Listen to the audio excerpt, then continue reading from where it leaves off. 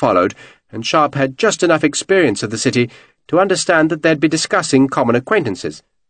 But at last it ended. The general bowed again, and then led his men back into the street. "I told them you were from the American ship in the harbour," Astrid said. "Is there an American ship in the harbour?" "The Phoebe from Baltimore." "And what else were you talking about?"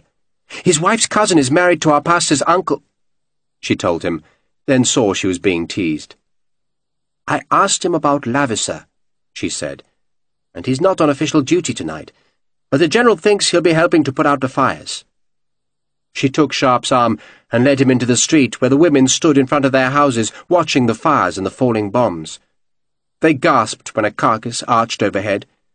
The sphere's contents had already caught fire, and it spun as it flew, spewing great spirals of flame, so that it looked like an enraged flying dragon as it plunged towards the citadel. Astrid flinched as a ready magazine in the fort exploded. A constellation of sparks seared up into the night, streaking the smoke livid. The sky stank of powder, the smell as thick as on any battlefield. The Danish guns on the walls were firing back, adding their noise and smoke to the night. Astrid took Sharpe into the sailors' graveyard, where her small son was buried. "My father said that if the English bombed a city, he would never work for England again." "Whatever he does," Sharpe said, "he's still in danger.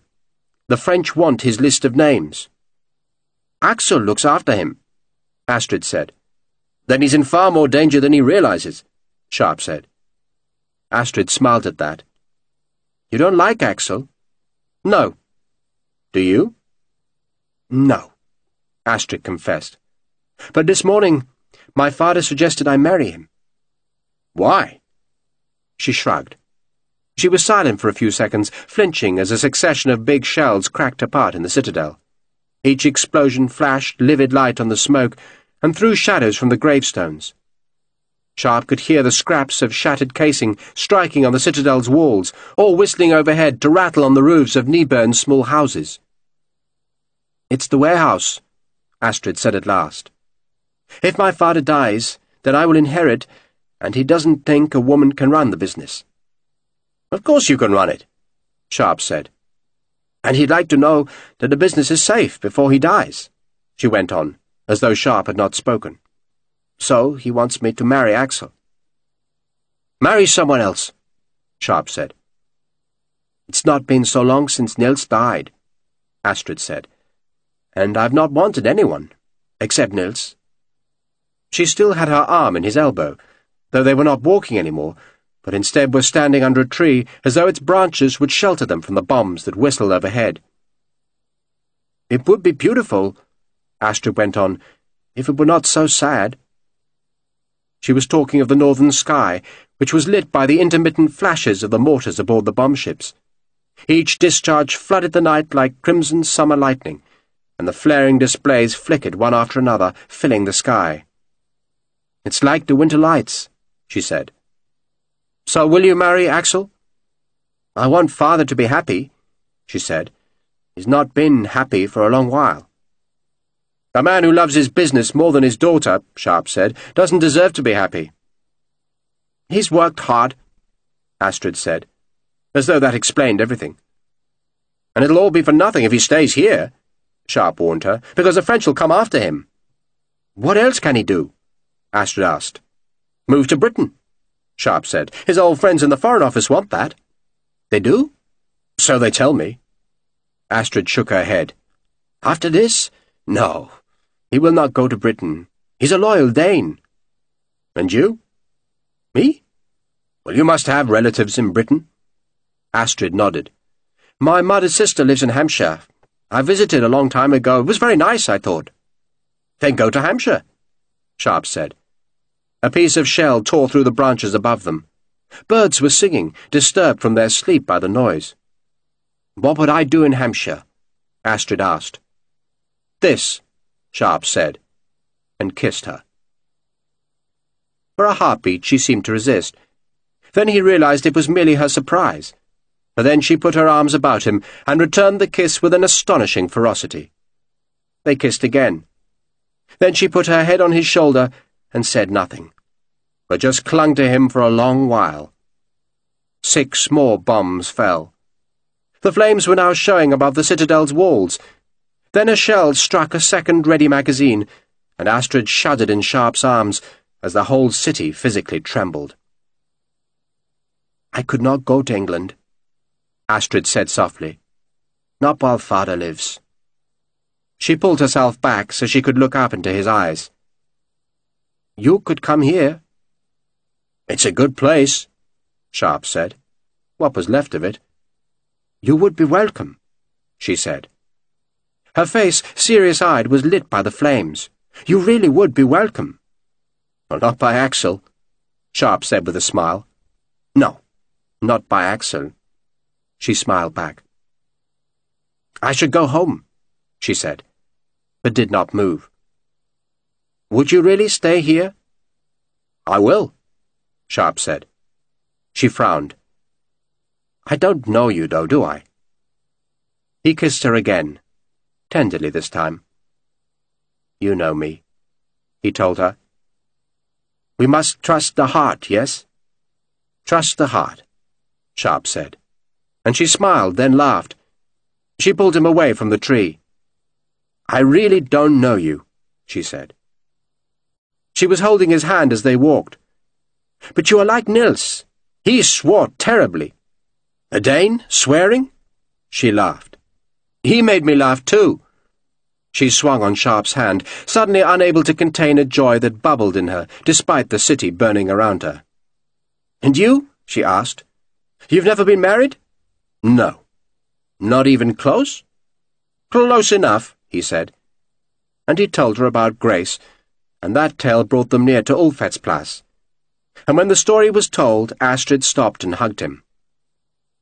"I think," she said, "we both need some happiness." "Your father won't be happy," Sharpe said. "He doesn't like me. I'm not religious enough for him." "Then you must tell him you are searching for God," Astrid said. She walked on a few paces, flinching as more bombs shook the night. "It isn't just religion," she went on. "Father thinks any man will take me away from him. But if I tell him you're staying here, then he might not be angry." "I will stay here," Sharpe said, and was amazed that a decision that would change his life should be taken so easily. Yet why not, he wondered. What waited for him in England? He could return to Shorncliffe, but he'd be a quartermaster again, despised by men like Dunnet, because he'd been born in the wrong place. And he liked Copenhagen. The folk were tediously pious, but that seemed a small price to pay for the happiness he wanted. And had he not considered working for Ebenezer Fairley in Britain? So why not work for Ole Skovgaard in Denmark, and take his daughter into the bargain? And with a little luck, he could bring a pile of golden English guineas to this new life. A dim light shone from the windows of the house in Ulfhetsplas. "Father must be home," Astrid said. The house and warehouse were safe, for they lay far enough from the great fires that burnt in the city's west and in the citadel. Astrid unlocked the door, offered Sharpe a wry smile as if to say she knew they must endure some hostility from her father, then pulled him over the threshold. "Papa!" she called. "Papa!" A voice answered in Danish. Then a light appeared at the top of the stairs to cast wavering shadows from the balustrade. But it was not Ole Skovgaard who carried the lantern. It was Axel Bang.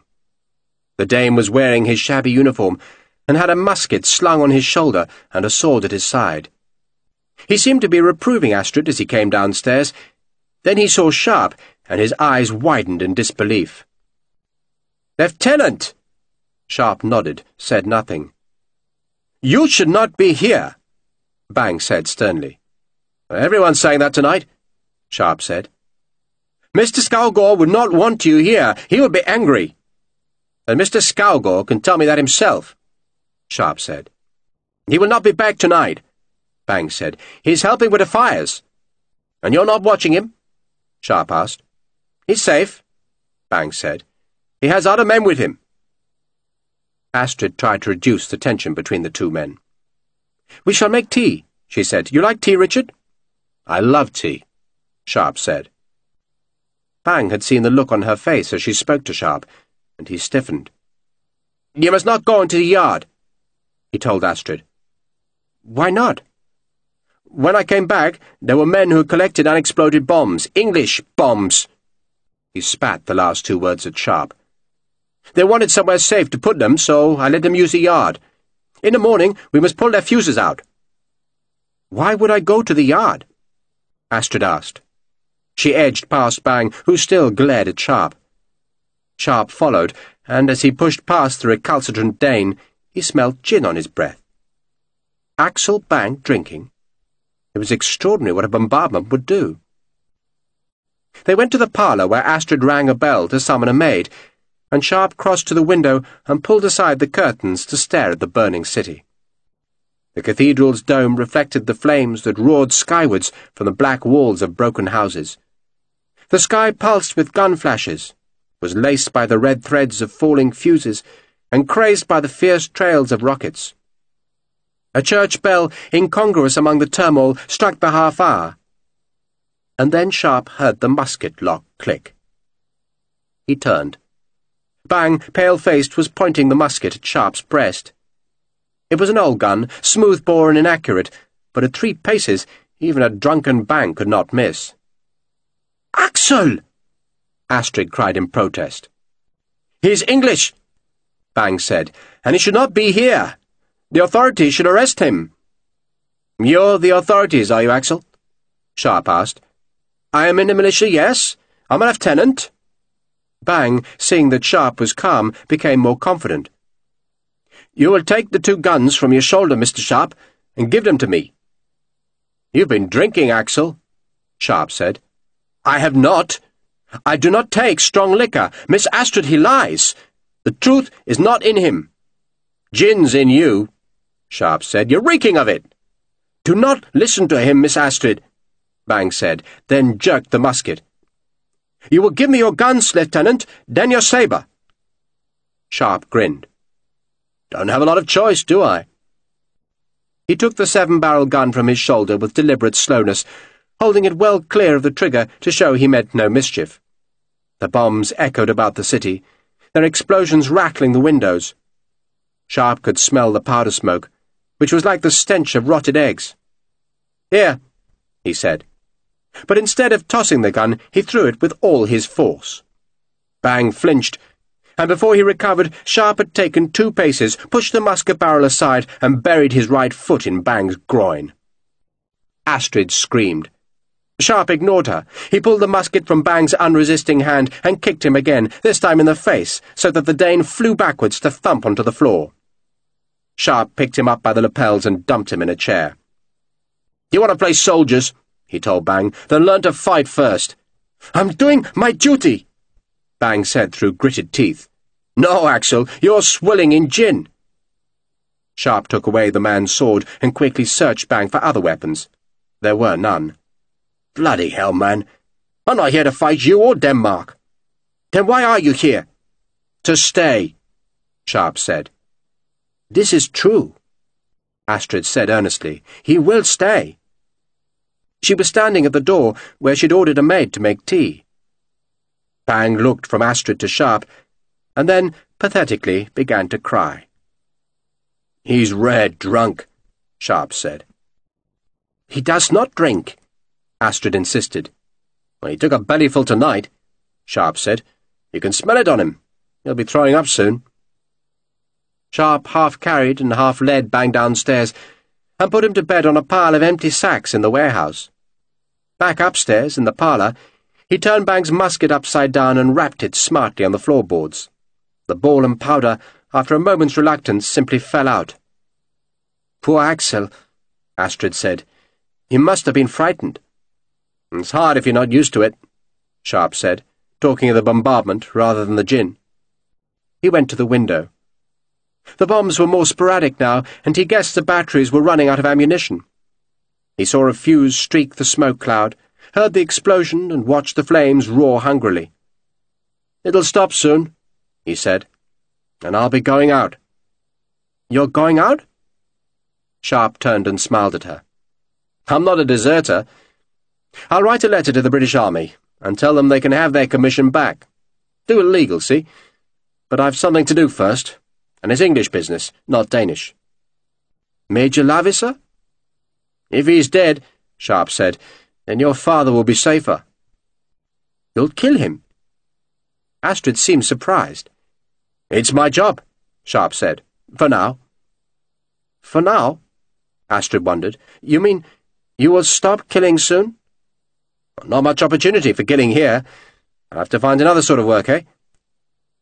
But first he would find and kill Lavisser. The renegade was off duty tonight, but Sharpe doubted he was at home. He'd be watching the fires and bombs, but he must eventually go back to his bed, and Sharpe reckoned that was the time to find him. So Sharpe would be a housebreaker for Britain. He would wait for Lavisser in the Breguet house, kill him when he returned, and take the gold as a gift for his new life in Denmark. The city clocks were striking midnight as he went down the stairs. He carried the 2 pistols and the 7-barrel gun, but he had left the rifle and cutlass upstairs. Bang was sleeping, his mouth open. Sharpe paused, wondering if the man would wake and decide to go into the city and find some soldiers who could help him arrest the Englishman who had so inconveniently returned. But he decided Bang was probably stupefied by the unfamiliar gin. He left him snoring, unlocked the front door with the key Astrid had given him, carefully locked it again, then turned north through streets smelling of battle. The bombs had ended, though the fires still blazed. He walked fast, following the directions Astrid had given him, but he still got lost in the shadowed alleys, then saw a crowd hurrying 3 wounded people northwards, and remembered she'd told him that Breguet was close to King Frederick's hospital. "You cannot mistake it," she'd told him. "It has a black roof and a picture of the Good Samaritan above the door." He followed the wounded folk and saw the hospital's black tiles shining in the flamelight. He went to the front of Lavisser's house first. He doubted he could get in that way, and sure enough the windows were shuttered. The Danish flag celebrating Lavisser's homecoming still hung from the lantern. He counted the houses, then doubled back into a wide alley that ran behind the rich houses. He counted again, until he came to a gate that would let him into the backyard. The big gate was locked. He glanced up and saw spikes on top of the gate, and glints of light on the wall's coping. There was glass embedded there, but householders never did the job properly, and Sharpe simply went to the house next door and found their gate unlocked. The party wall had no glass on its coping, and a convenient store shed gave him access to the top of the wall. He climbed, paused, and stared into Lavisser's backyard. It was empty. There was a stable and coach house, then a short flight of steps leading into the house, which was dark as pitch.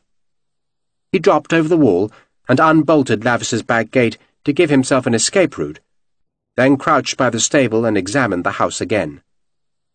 There was a dark hole under the stone steps, and he suspected it led to the basement. He'd start there, but first he stared up at the house again. The uppermost windows were not shuttered, and 3 of them were cracked open, but no light showed there, except the flickering reflection of the fires on the glass. All was still and utterly quiet, yet suddenly his instincts were tight as a drumskin. There was something wrong. 3 open windows, all open the same amount, and it had all been too easy so far, and it was much too quiet. Those open windows. He stared up at them. They'd been opened just enough to let muskets poke through. Were there men there? Or was he imagining things? Yet he sensed he was being watched. He couldn't explain it, but he was certain this was not nearly so easy as he'd imagined. The house no longer looked dark and vulnerable. It was a threat. One part of his mind told Sharpe he was imagining things, but he'd learned to trust instinct. He was being watched, being stalked. There was one way to find out, he thought, and so he took the big gun off his shoulder, cocked it, and positioned himself so he could see only the right-hand window. If he was being watched, then the man up there would be waiting for Sharpe to cross the yard, to be in the open space that would serve as a killing ground. But the man would also see death in the 7 barrels of the big gun. And Sharpe suddenly jerked the weapon up, aiming it at the window, and he saw the spark of the flint deep in the room, and then the cough of flame at the windowsill, and he was already rolling back into cover as a musket ball cracked against the brick just inches from his face. 2 more guns fired almost immediately, venting smoke from the upper floors. A tile shattered on the stable roof, Then a voice shouted, and feet sounded on the stone stairs that led from the house. Sharpe levelled the pistol at the steps, fired, then saw more men spilling from the coach-house. He dropped the pistol, levelled the 7-barrel gun, and pulled the trigger. The noise, in the confines of the yard, was like a cannon firing. The muzzle flames licked out 6 feet, filling the air with smoke that was wickedly tangled by ricocheting bullets. A man shouted in pain, but Sharpe was already at the back gate. He hauled it open, slipped into the alley, and ran. 2 musket balls followed him from the high windows, and a few seconds later a pistol was discharged down the alley. But Sharpe was already out of sight. He ran to the front of the hospital, where a crowd waited under the bas-relief of the Good Samaritan. Some of them, alarmed by the eruption of gunfire, and seeing the big gun in Sharpe's hand, shouted a question. But he dodged into another alley, ran to its end, turned and twisted down 2 more, and then slowed to catch his breath. God damn it! But they'd been ready for him. Why? Why would a man keep a close guard on his house when he was supposedly among friends? He paused in a deep doorway. If anyone pursued him, they'd taken the wrong turning, for no one looked in this alley. Sharpe reloaded the 7-barrel gun, doing it by touch, hardly thinking about the powder and shot, instead wondering why Lavasser would have his house manned like a fortress. To protect the gold? Yet if men stood sentry night after night, they soon became bored. They dozed. They thought about women instead of watching for enemies, and the men in the Breguet house had been alert, waiting, ready. So there was something new there, something that had made Lavasser very cautious. And there had been something else new in this strange night, something that had seemed funny at first, but now struck Sharpe as sinister. He rammed the last bullet home, put the ramrod in its hoops, and set off southwards. Off to his right the fires still roared, and tired men worked the feeble pumps. Brewery carts brought barrels of water from the harbour, but the pumps were hardly touching the fires. As the church clock struck 1, it began to rain, and the men fighting the fires at last began to dare feel hope. Sharpe unlocked Scougor's door. He very much doubted that Scougor was at home, and Astrid he hoped was sleeping. He went to the kitchen and rooted in the dark for a lantern and a tinderbox. He found both, then carried the light to the warehouse, where he discovered Axel Bang still snoring on his makeshift bed of empty sacks. Sharpe put the lantern and the 7-barrel gun down, then lifted Bang off the sacks, shook him like a terrier killing a rat, and flung him hard against a crate of cloves.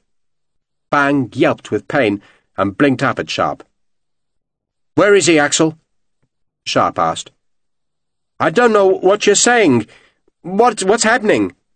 Bang was still waking up. Sharpe stepped towards him, lifted him again, and slapped his lugubrious face hard. "Where is he?" "I think you're mad," Bang said. "Maybe," Sharpe said. He thrust Bang against the crate and held him with one hand while he searched the Dane's blue uniform pockets. He found what he'd dreaded in the coat's tail pockets. Guineas. The Golden Cavalry of St. George, new, shining, and fresh from the mint. Sharpe put the coins on the crate one by one, while Bang just whimpered. "You bastard," Sharpe said. "You sold him off for 20 guineas, didn't you? Why didn't you make it 30 pieces of silver?" "You are mad," Bang said, and made a grab for the coins. Sharpe hit him a stinging blow on the jaw. "Just tell me, Axel. There's nothing to tell." A trickle of blood ran down Bang's long chin. "Nothing? You go to a prayer meeting with Scougor and come back without him, you're drunk as a judge, and you've got a pocket full of gold. You think I'm a fool?" "I trade for myself," Bang said, wiping the blood from his lips. "Mr. Scougor approves. I sold some things." "What things?" "Some coffee," Bang declared. "Coffee and jute." "You do take me for a bloody fool, Axel," Sharpe said. He drew out his pocket-knife. "I've done nothing!" Bang glared at him. Sharpe smiled and unfolded the blade. "Coffee and jute. No, Axel, you were selling a soul. And now you're going to tell me all about it." "I have told you the truth," Bang declared indignantly. Sharpe pushed him against the crate, then held the blade just under Bang's left eye. "We'll take this one first, Axel. Eyeballs just pop out. It's not even very painful at first. We'll have the left one, then the right, and after that I'll fill the sockets with salt. You'll be screaming then. No, please! Bang screamed now, and feebly tried to push Sharpe away. Sharpe pressed the cold blade into the flesh, and Bang squealed like a gelded pig. No! He wailed. Then tell me the truth, Axel, Sharpe said, pressing harder. I'll exchange the truth for your eyes. The tale was not told straight, for Bang desperately wanted to justify himself. Mr. Skalgård, he said, was a traitor to Denmark. He'd been supplying news to the British, and were not the British the enemies of Denmark? And Ole Skalgård was a mean, tight-fisted man. I've worked for him 2 years now, and he's not raised my wages once. A man must have prospects. He must have prospects. Go on, Sharpe said. He tossed the knife into the air, and Bang watched it circle and glitter, then gave a start when the handle slapped back into Sharpe's hand. I'm listening, Sharpe said. It's not right, what Mr. Skalgård was doing, Bang said. He's a traitor to Denmark. He gave a small whimper, not because of anything Sharpe had done, but because Astrid, in a swathing green robe, had come down to the warehouse. Bang's scream must have woken her, and she was carrying Sharpe's rifle, half expecting a thief, but now laid the weapon down and looked inquisitively at Sharpe. Axel's telling us a story, Sharpe said, of how he sold your father for 20 pieces of gold. No! Bang protested. Don't piss on me! Sharpe shouted, frightening Astrid as much as Bang. Tell the damn truth! The damned truth was that a man had approached Bang and persuaded him that his patriotic duty was to betray Skalgård. For Denmark, Bang insisted. He claimed to have agonized over his decision, but it seems the agony was helped by a promise of gold, and when Skalgård suggested that the two of them attend a prayer meeting, Bang had let his new friend know where and when the prayers would be offered. A coach had been waiting beside the church, and Skalgård had been snatched from the street in an instant. Astrid had gone pale. She just stared at Bang, scarce crediting what she heard. Sharpe put the knife close to Bang's eye again. So you sold him, Axel, then celebrated with gin? They said it would make me feel better, Bang admitted sadly. I did not know it was gin. What the hell did you think it was? The milk of human kindness? Sharpe was tempted to thrust the knife home, but instead he stepped back. So, you've given Astrid's father to Lavisser. I don't know Major Lavisser, Bang insisted, as though that made his offence less heinous. That's what you did, Sharpe said. I was there an hour ago, and the house was guarded like a newly built outpost. You gave him to the French, Axel. I gave him to Danes. You gave him to the French, you bloody fool, and God knows what they're doing to him. They pulled 2 teeth before. They promised me they would not hurt him. You pathetic bastard, Sharpe said. He looked at Astrid. You want me to kill him? She shook her head. No. No. Well, he bloody deserves it, Sharpe said. But instead he took Bang out to the yard, where there was a brick-built stable that had a solid door with a heavy padlock. Sharpe locked Bang inside, then investigated the handcart that had been placed beside the yard gate. 8 unexploded bombs lay on the cart. They were probably safe, but in the morning he would pull out the wooden fuse plugs and pour water into the charges just to make sure. He went back to the warehouse, pocketed the guineas, and then climbed the stairs. I'm sorry, he said. Astrid was shivering, though it was hardly cold. Those men, she said falteringly. They're the same men as before, Sharpe said, and they've got the house in Bregea tight as a prison. What are they doing to him? Asking him questions, Sharpe said. And he did not doubt that the questions would eventually be answered, which meant that those answers had to stay in Copenhagen. The list of names had to be kept from the French. But that meant getting into the house on Bregea, and Sharpe could not do that without help. He put his hands on Astrid's shoulders. I'm going out again, he told her. But I'll be back. I promise I'll be back. Stay here. Can you keep the warehouse closed? And don't let Axel out. I won't. They'll be weeping on you. He'll be claiming he's thirsty or hungry or dying, but don't listen. If you or the maids open that door, he'll jump on you. That's what he wants." "He just wants money," she said bitterly. "He wants you, love. He thinks that if your father vanished, then you'd cling to him. He wants you, the warehouse, the money, everything." He hefted the 7-barrel gun. "Keep the house locked," he warned her. "No one comes or goes except me. And I'll be back."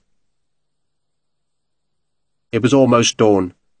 The fires were going out slowly, though the fiercest of the blazes still lit a darkness in which no bombs fell. Just a greasy ash that dropped like black snow in the dying night. Houses burned white-hot, and the water spurted by the feeble pumps was turned to steam that joined the thick smoke smearing the sky all across Zealand. Water was scarce, for the city's supply had been cut, and the pumps had to wait for barrels to be fetched from the harbour, and that took time. Yet slowly the clanking pumps and the small rain contained the fires. The tired men could smell roasted flesh in the embers. Coffins were laid in the streets, while the hospitals were filled with whimpering people. Sharpe headed towards the harbour, to give John Lavisser hell. Chapter 10. Captain Joel Chase scarcely dared believe his luck. All night his men had scrambled from ship to ship, and found not a living Danish soul aboard the great warships. The fleet had been stripped of its seamen, who had been sent to serve the great guns on the city walls, stand guard on the ramparts, or carry water to the fire pumps. Chase had worried that perhaps the laid-up ships were being used as dormitories for the crews, but there were no slung hammocks, and Chase realized that no sailor would be allowed to live aboard in case some fool should drop a speck of glowing tobacco near a fuse. The crews had evidently been billeted in the city, and the Danish fleet had become the kingdom of rats and of Chase's men, who worked in the dark to sever fuses and dump incendiaries overboard. Where the incendiaries were on open decks, easily visible to a casual inspection, they were left, but the bundles on the lower decks were eased through gunports and lowered to the harbour's stinking water. Sharpe came back to the inner harbour just before dawn. A small mist drifted through the fleet's rigging as he crouched under the forepeak of the Christian 7th. "Pucelle!" he hissed. "Pucelle!" "Sharpe?" It was Midshipman Collier, who with 2 men was serving as Chase's picket. "Help me aboard. Where's the captain?" Chase was in the captain's cabin on board the Skill, where, in the small light of a shielded lantern, he combed through the charts of the Baltic. "Extraordinary detail, Richard. Far better than our own. See this shoal off Rieger? Not even marked on my charts. Tommy Lister, a splendid fellow, almost lost a naiad on that shoal, and the fools in Admiralty swore it wasn't there. We'll take these. You'll have a brandy. This captain does himself well." "What I want," Sharpe said, "is 2 or 3 men." "When people say 2 or 3, Chase said, pouring the brandies, "they usually mean 4 or 5. 2 will do," Sharpe said. "And for what?" Chase asked. He sat on the cushioned bench under the stern window and listened to Sharpe. The city clock struck 4, and a thin grey light began to show at the Skjold's stern windows as Sharpe finished. Chase sipped his brandy. "So, let me summarise," he said. "There's a man, this Scaugor, who may or may not be alive, but whose rescue will be in Britain's best interest." "If he's alive," Sharpe said dourly. "Which he probably ain't," Chase agreed. "In which case, you think there may be a list of names that can be retrieved?" "Well, I hope so. And whether there is or isn't," Chase said, "you'd still like this fellow Lavisser killed." "Yes, sir." Chase listened to the gulls screaming overhead. "The trouble, Richard," he said after a while, "is that none of this is official. Lord Pumphrey took very great care, did he not, to make sure nothing was written down, no signed orders. That way he can't take the blame if anything goes wrong. It's dirty work, Richard, dirty work. If the French have got the list of names off Scaugor, sir, then they've got to be stopped." Chase appeared not to hear Sharpe. "And what authority does Pumphrey have to issue such orders anyway? He's not a military man. Anything but, in fact." Sharpe had said nothing of Pumphrey's veiled threat about a murder in Wapping, nor did he think Chase would want to hear of it. "If it wasn't for Pumphrey, sir," he said instead, "you wouldn't be here." "I wouldn't?" Chase sounded dubious. "It was the newspaper, sir, that told us the Danes planned to burn this fleet. I took it to Lord Pumphrey, and he arranged the rest. He's a busy little fellow, isn't he? Chase gazed fixedly out of the stern window, though the only thing visible there were the bows of another warship. He thought Sharpe's argument was weak, and suspected there was something unsaid, but he did recognize the importance of safeguarding Skalgore's correspondence. He sighed. "I do dislike dirty work," he said mildly, "and especially when it comes from the Foreign Office. I expect the Navy to clean the world for them." "I have to do it, sir," Sharpe said, "with or without your help." "Have to?" Chase asked. "Truly?" Sharpe paused. If he was to stay in Denmark, then what did it matter if he was suspected of a murder in far-off London? But if Skalgore was dead, would he stay? Or would Astrid return to Britain? It was all too complicated. What was simple was that Skalgore's names needed to be salvaged, and Lavisa needed to be buried. That was simple enough to understand. "Yes, sir," he said. "I have to." Midshipman Collier knocked on the cabin door, then entered without waiting to be bidden. "Sorry to interrupt, sir, but it looks like there's a pumping party beating the bounds." "Well, then we'd best be moving," Chase said. "Pumping party?" Sharpe asked. "Ship's leak, Richard," Chase said cheerfully, getting to his feet. "Can't just leave 'em floating here. They'll all end up in the mud. So they're sending fellows to pump all the bilges. It won't take them long, but we should still hide." "When they find your cut fuses?" "Well, they'll notice nothing. We took care. Thank you, Mr. Collier. Everyone back to the rat hole." Chase scooped up the charts and smiled at Sharpe. "Will Hopper and Clouter be enough for you?" Sharpe hardly believed his ears for a second. "Hopper and Clouter, sir?" "I'm not sure I approve, Richard, but I do trust your judgment. And those two are my best fellows, so they should keep you out of harm's way. But do bring them back alive, I beg you." "Thank you, sir." "There's nothing else you need?" "Quick for you, sir." "Plenty of that," Chase said brightly. It was past 8 in the morning when Sharpe left.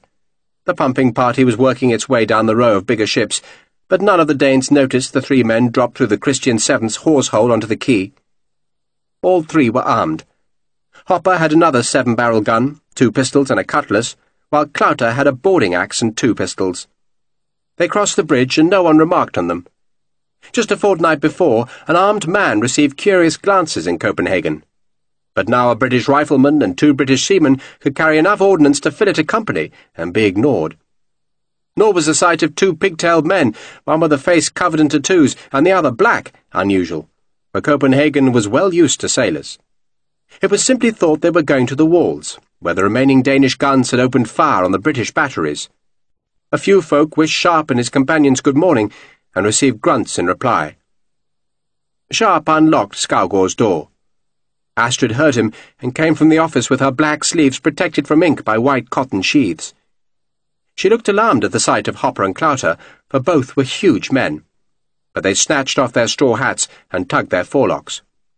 "They're staying here today," Sharpe told her. "Who are they?" "Friends," Sharpe said. "I need them to get your father out, but I can't do it until the bombardment starts again. Is there somewhere they can sleep?" "The warehouse," Astrid suggested. She told Sharpe she'd sent the workers away when they arrived just after dawn. She'd promised the men their wages, but said her father wanted them to help look for survivors among the burned houses. She had then ordered the maids to clean the long-neglected attics, while she had gone to her father's office and pulled out the big ledgers. "There's never time to check the figures properly," she told Sharpe once Clouter and Hopper were settled in the empty warehouse. "And I know he wants it done." She worked in silence for a while. Then Sharpe saw an inked entry in one of the columns suddenly dissolve, as a tear splashed on it. Astrid cuffed her face. "He's dead, isn't he?" she asked. "We don't know." "And it will have been painful."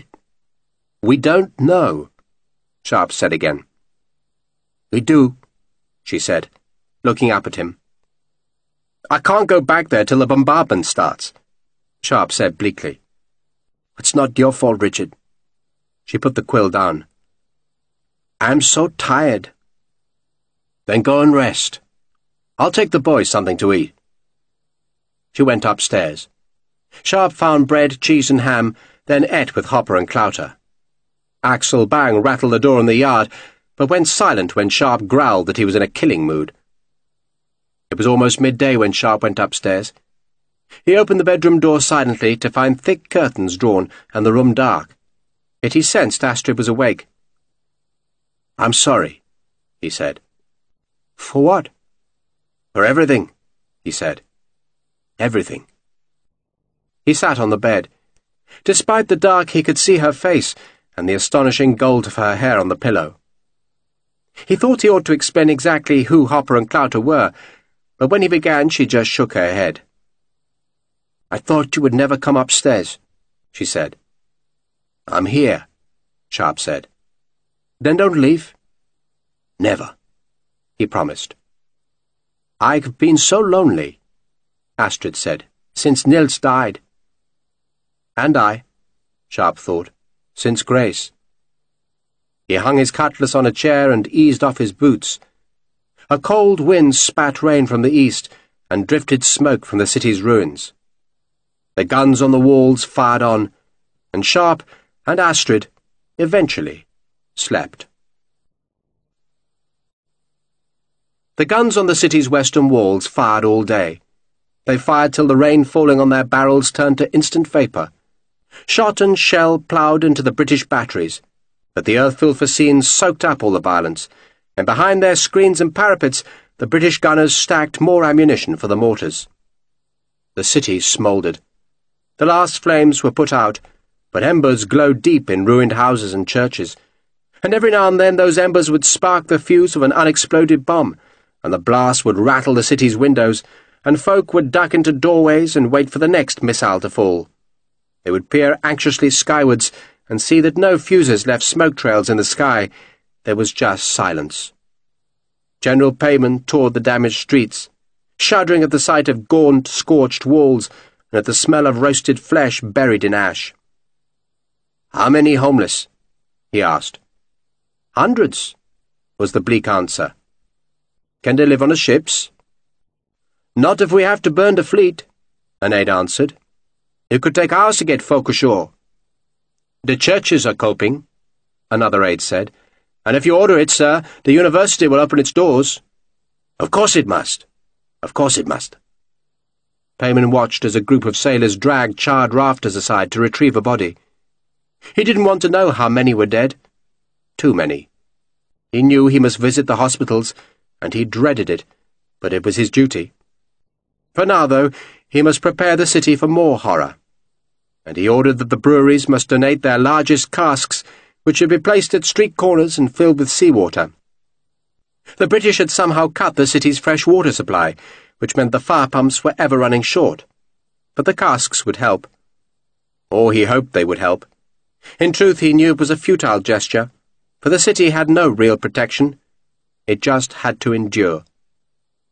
He walked the ruined streets, edging between the fallen piles of masonry and the smoking ruins that had been Studistre, Per Wittfeldstre, St. Pederstre and Kanikerstre. "How many shells did they use last night?" 4,000, an aide estimated. 5, perhaps. "And how many do they have left?" That was the question. When would the British guns run out of ammunition?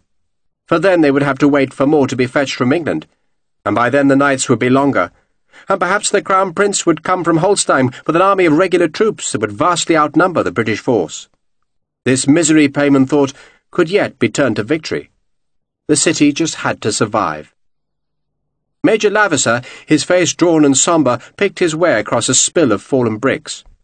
He stopped to pick up a child's petticoat that had somehow escaped the flames, then threw it away. "I'm late for duty, sir," he said to Payman. "I apologize." "You had a long night, I'm sure." "I did," Lavisser said, though it had not been spent in fighting fires.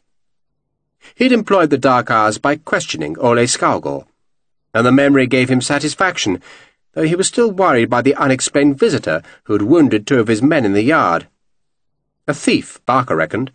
Probably a soldier or a sailor, using the bombardment as an opportunity to plunder the rich houses on Breguet. Lavisser had worried at first that it might have been Sharpe, but had persuaded himself that the rifleman was long gone back to the British Army. Barker was probably right, merely a thief, though a well-armed one. General Payman stared up at a shattered church tower, where a single bell was suspended from a blackened beam on which a pigeon perched. The remnants of the church pews gave off a choking smoke. A child's leg protruded from the embers, and he turned away, revolted. It was time to visit the hospitals, and though he didn't want to face the burn victims, he knew he must. "You on duty tonight?" he asked Lavisser. "I am, sir."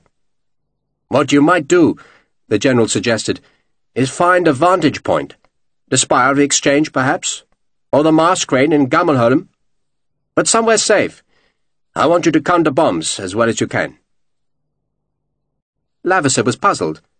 He also suspected that counting bomb flashes was a demeaning duty. "Count them, sir?" he asked with as much asperity as he could muster. "It's important, Major," Payman said emphatically. "For if they fire fewer bombs tonight, we'll know they're running out of ammunition. We'll know we can endure then." And if they fire more, he thought, but he shied away from that conclusion. A message had been smuggled into the city from the Crown Prince which insisted that the city hold. So Payman would do his best. "Count the bombs, Major," he said. "Count the bombs. As soon as the firing starts, count the bombs." There was a chance that the bombardment might be renewed during the day, but Payman doubted it. The British were using the night. Perhaps they believed the darkness increased the terror of the bombardment. Or perhaps they hid their deeds from God.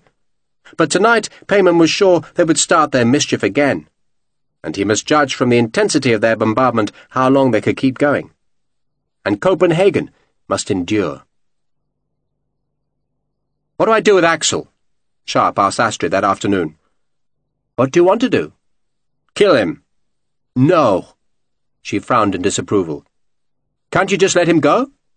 "And he'll have soldiers back here in 10 minutes, Sharpe said. "I'll just have to wait where he is." "Till when?" "Till the city surrenders," Sharpe said. Another night like the last, he reckoned, and Copenhagen would give in. And what then, he wondered? Would he stay? If he did, then he'd be joining a nation that was Britain's enemy, and France's ally. And suppose they wanted him to fight? Would he take off the green uniform and put on a blue one? Or would Astrid go to Britain? And what would he do then, except fight and so strand her in a strange country? A soldier should not marry, he thought.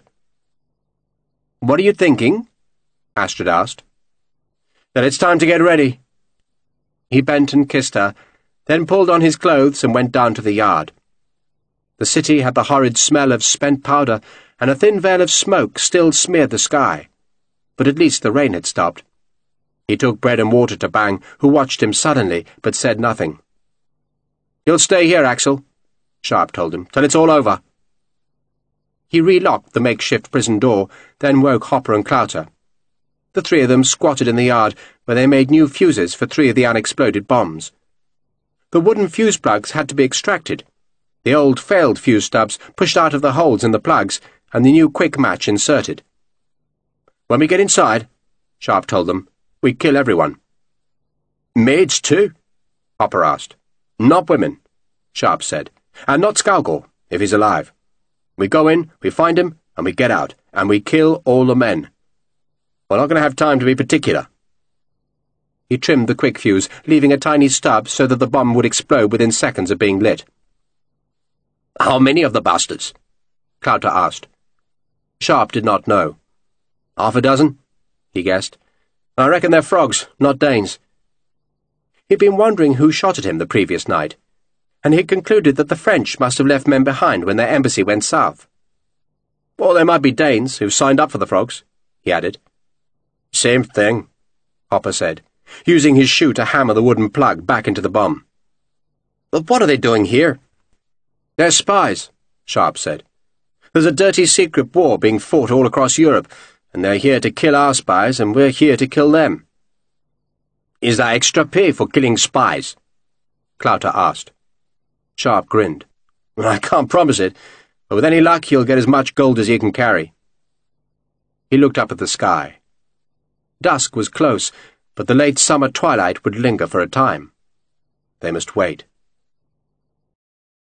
End of Side 7. Side 8. There was an air of exhaustion over the city. The British batteries were masked and silent. The Danish guns fired on, but slowly, as if they knew their efforts were being wasted on fascines and earthworks. Some howitzers had been brought from the battered citadel and placed behind the wall, and their gunners tried to loft shells into the closest British batteries, but no one could see what effect the shots were having. Darkness came gently to the cloud-filled sky. The wind was chill from the east as the whole city waited. It seemed for a time as though there had been no bombardment this second night. But then a great flash seared across the western dark, and a streak of red, thin as a needle scratch, climbed towards the clouds. The red scratch reached its topmost height, and there hovered for a heartbeat before it began to fall. And then the other mortars fired, their sound joining to make a gigantic thunderclap that rolled about the city as the fuse trails whipped upwards and the first bomb hurtled down towards the houses. "We can go," Sharpe said. The three men walked through streets lit by distant fire. Sharpe could tell from the trails of the fuses that the bombardment was sparing the citadel this night, instead dropping its bombs close to the streets that had already been burned. The missiles from the fleet streaked overhead, while rocket traces, thick and glowing, curved above the rooftops. Sharpe, like his two companions, carried a 13-inch bomb in a leather bag hung from his shoulder. It was surprisingly heavy. He led Hopper and Clouter into the alley behind Lavis's house. It was black dark between the high close walls, though the backs of the big houses on Breguet were reddened by the far-off flames. No bombs had touched this quarter of the city that lay near the royal palaces. Sharpe dropped his bomb beside the gate that led into Lavis's courtyard. Then he knelt, took out the tinderbox and struck the steel on flint. The charred linen glowed, and he blew on it until it burst into flames that he touched to the quick fuse. Then he ran back down the alley and crouched beside Hopper and Clouter. He could see the tiny red glow of the fuse. Then it vanished, and he lowered his head as he waited. But no explosion came, and he wondered if the bomb had some other fault. Perhaps its powder was wet. "Bloody thing!" he snarled, looking up. And just then the bomb caught the fire, and the alley was filled with screaming shards of metal that rattled and ricocheted from the brick walls. Flame and smoke boiled up, while Lavis's gate was ripped from its hinges and, propelled by a blast of heated smoke, slammed across the yard. "Yours, Hopper," Sharpe said, and the three men ran to the smoky gateway, and Sharpe again lit the tinder. Hopper held his bomb out. Sharpe put the fire to the fuse, then the bomb was rolled like a bowling ball into the courtyard's centre. The three men sheltered behind the wall. Someone shouted from the house. Sharpe suspected men were stationed in the carriage house, and that they'd be the first into the yard to investigate the first explosion, which was why he was sending them the second bomb. A voice shouted quite close. Then Hopper's bomb cracked the night apart, searing the alley with sudden flamelight and filling the yard with more thick smoke. Clouter was already at the gate with the third bomb. Sharpe struck the flint, blew on the charred linen, and lit the fuse. He took the bomb from Clouter, stepped through the gate, and ran a few paces into the smoke until he could just see where the steps went down to the basement entrance. The fuse hissed by his belly. He stopped, gauged the distance, and heaved the shell over the remnants of the shattered gate. The bomb landed on the stone short of the steps, wobbled for a second, then toppled over. Hopper and Clouter had their backs against the stable wall. Both were staring up through the smoke. A musket fired from an upper window, and the ball smacked into the cobbles beside Sharpe, who stepped back and almost tripped on a body. So someone had been caught by the second bomb. Then the third exploded, blasting its flames straight up the back of the house. Glass shattered in a dozen windows. "Come on!" Sharpe shouted. He had the rifle in his right hand as he ran down the steps and pushed through the ruins of the splintered door. He found himself in a kitchen lit by the flaming scraps of the blown door. No one was in sight. He jumped the burning wood, crossed the flagstone floor, and pushed open the farther door to see a dark staircase going upwards. Pistol shots sounded behind him, and he snatched a glance to see that Clouter was firing up into the yard. "You need help?" "They're dead," Clouter said, then backed away from the doorway and started reloading. An oilcloth covering a table by the window had caught fire. Sharpe ignored it, running up the stairs instead. Hopper came with him. Sharpe pushed open the door at the top to find himself in a wide hallway. There was a man on the stairs above, but he turned and vanished before Sharpe could aim the rifle. Clouter came up from the kitchen, and behind him the smoke thickened with alarming speed. "Upstairs," Sharpe said. There were men up there, men who knew they were coming, men who would have guns, but he didn't dare wait.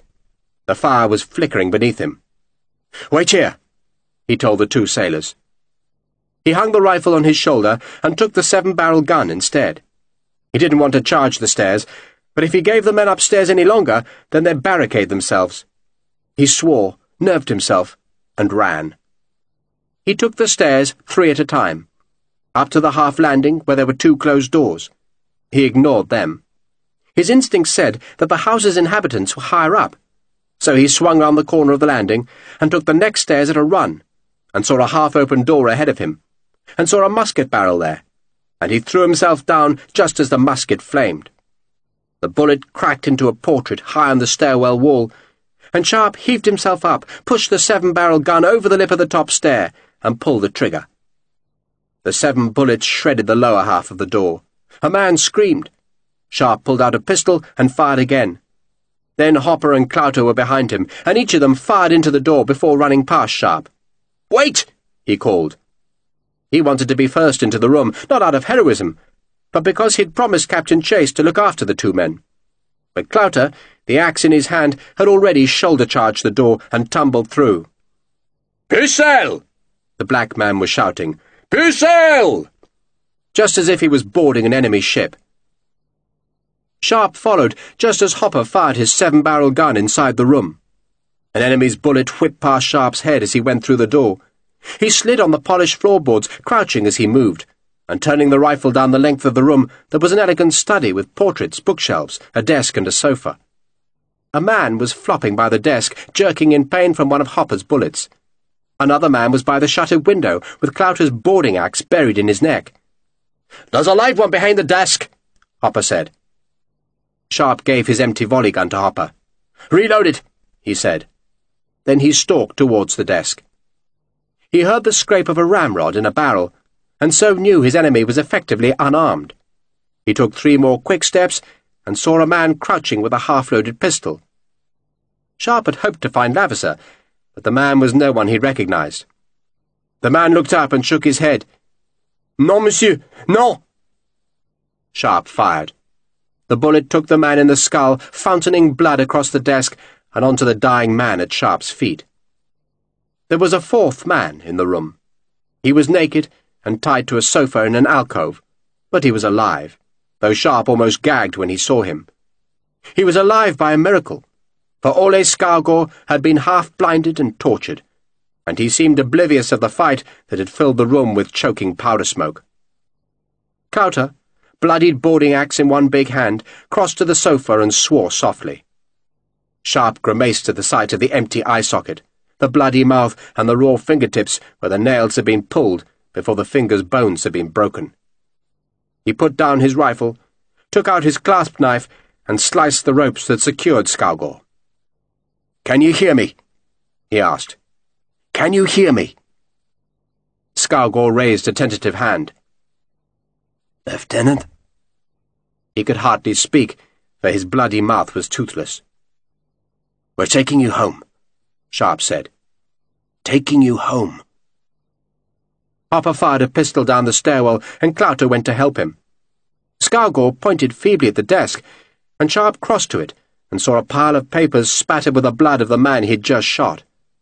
There were names on the sheets, names and names, a list of the correspondence that London wanted protected. Hans Bischoff in Bremen, Josef Gruber in Hanover, Karl Friedrich of Königsberg. There were Russian names, Prussian names, 7 pages of names, and Sharpe snatched the papers up and thrust them into a pocket. Clouter fired down the stairs. Hopper had reloaded one of the 7-barrel guns and now shouldered Clouter aside, but it seemed no one was threatening, for he held his fire. There were velvet curtains hanging inside the closed shutters. Sharpe seized one and tugged hard, ripping it from its hoops. He wrapped the naked Skargård in the red velvet, then lifted him. Skargård moaned in pain. "You're going home," Sharpe said. Smoke was coming up the stairwell. "Who's down there?" Sharpe asked Clouter. 2 men, maybe 3. "We've got to go down," Sharpe said, "and out of the front door." He hadn't seen Lavisa or Barker. Hopper was loading the second 7-barrel gun. He'd given the first to Clouter. Sharpe could hear the flames downstairs. Bombs were detonating to the west. A maid, eyes wide with terror, ran down the stairs. She seemed not to notice the men in the study door, but just vanished round the half-landing. There was a shot from the hallway, and the maid screamed. "Jesus Christ!" Sharpe swore. Hopper had 4 of the barrels loaded and decided they were enough. "Do we go?" "Go," Sharpe said. Clouter and Hopper went first, then Sharpe carried Skowgore after them. The 2 seamen jumped to the half-landing, and both fired their guns straight down into the smoke that filled the hallway. Sharpe went more slowly, trying to ignore Skowgore's soft moans. The maid was lying beside the banisters, blood streaking her gown. Another body lay beside a table in the hall, while flames were flickering at the door which led down to the kitchen. The front door was open, and Clouter led the way out. Sharpe shouted a warning that Lavis's men might be waiting in the street, but the only folk there were neighbours, who believed the fire and smoke had been caused by British bombs. One of the women looked alarmed at the sight of the 2 huge men who burst from the door with their guns. Then a murmur of sympathy sounded when the crowd saw Skowgore in Sharpe's arms. But one woman screamed at the sight of the injured man. It was Astrid, who ran to meet Sharpe. "What are you doing here?" he asked her. "I knew you'd be coming here, so I came to make sure you were safe." She gave an involuntary grimace when she saw her father's face. "Is he alive?" "He needs a doctor," Sharpe said. He reckoned Skowgore must have resisted for hours before he broke. "The hospitals are full," Astrid said, holding her father's wrist because his hand was nothing but a broken claw. "They made an announcement this morning," she went on, "that only the worst injured must go to hospital." "He's badly injured," Sharpe said, then thought that Lavisser would know that, and so the hospitals were exactly where Lavisser would look for Skowgore. The bombs were thumping steadily, their explosions flashing in the smoky sky. "Not the hospital," he told Astrid. He thought about Ulfesplas, then reckoned that was the second place Lavisser would search. Astrid touched her father's cheek. "There's a good nurse at the orphanage," she said, "and it's not far." They carried Skowgore to the orphanage, where the nurse took charge of him. Astrid helped her, while Sharpe took Hopper and Clouter out to the courtyard where they sat under the flagpole. Some of the smaller children were crying because of the noise of the bombs, but they were all safe in their dormitories, which were a long way from where any missiles fell. 2 women carried milk and water up the outside staircase and glanced fearfully at the 3 men. "Lavisser wasn't there," Sharpe said. "Does it matter?" Hopper asked. "He wants this list," Sharpe said, patting his pocket. "These names buy him favour with the French." "There was no gold, either," Clouter growled. Sharpe looked surprised, then shook his head. "I clean forgot about the gold," he said. "I'm sorry." He rubbed his face. "We can't go back to the warehouse. Lavisser will look for us there." And Lavisser, he thought, would take Danish troops with him, claiming he was looking for British agents. "We'll have to stay here," he decided. "We could go back to the ships," Clouter suggested. "You can if you want," Sharpe said, "but I'll stay." He would stay because he knew Astrid would remain with her father, and he would stay with Astrid. Hopper began to reload one of the volley guns. "Did you see that nurse?" he asked. "I think he wants to stay here, sir," Clouter said with a grin. "We can wait it out here," Sharpe said. "And thank you, both of you. Thank you." The bombs lit the sky. By morning he thought the Danes must surrender, and the British army would come and Lavisser would hide, but Sharpe would find him. If he had to search every damned house in Copenhagen, he would find him and kill him. And then he would have finished the job, and he could stay here, stay in Denmark, because he wanted a home. Next morning, General Payman called a council in the Amalienborg Palace. Coffee was served in royal china to men who were dirty with soot and ash, and whose faces were pale and drawn from another night of fighting fires and carrying horribly burnt people to the crowded hospitals. "I thought there were fewer bombs last night," the general observed. "They fired just under 2,000, sir," Major Lavisser reported, "and that includes rockets." "And the night before?" Payman tried to remember. "Nearer 5,000, an aide answered. "They're running short of ammunition," the general declared, unable to conceal a triumphant note. "I doubt we'll receive more than 1,000 missiles tonight, and tomorrow, perhaps none at all. We shall hold on, gentlemen. We shall hold on." The superintendent of the King Frederick Hospital offered a sobering report. There were no more beds available, not even now they'd taken over the maternity hospital next door. And there was a severe shortage of salves, bandages, and fresh water.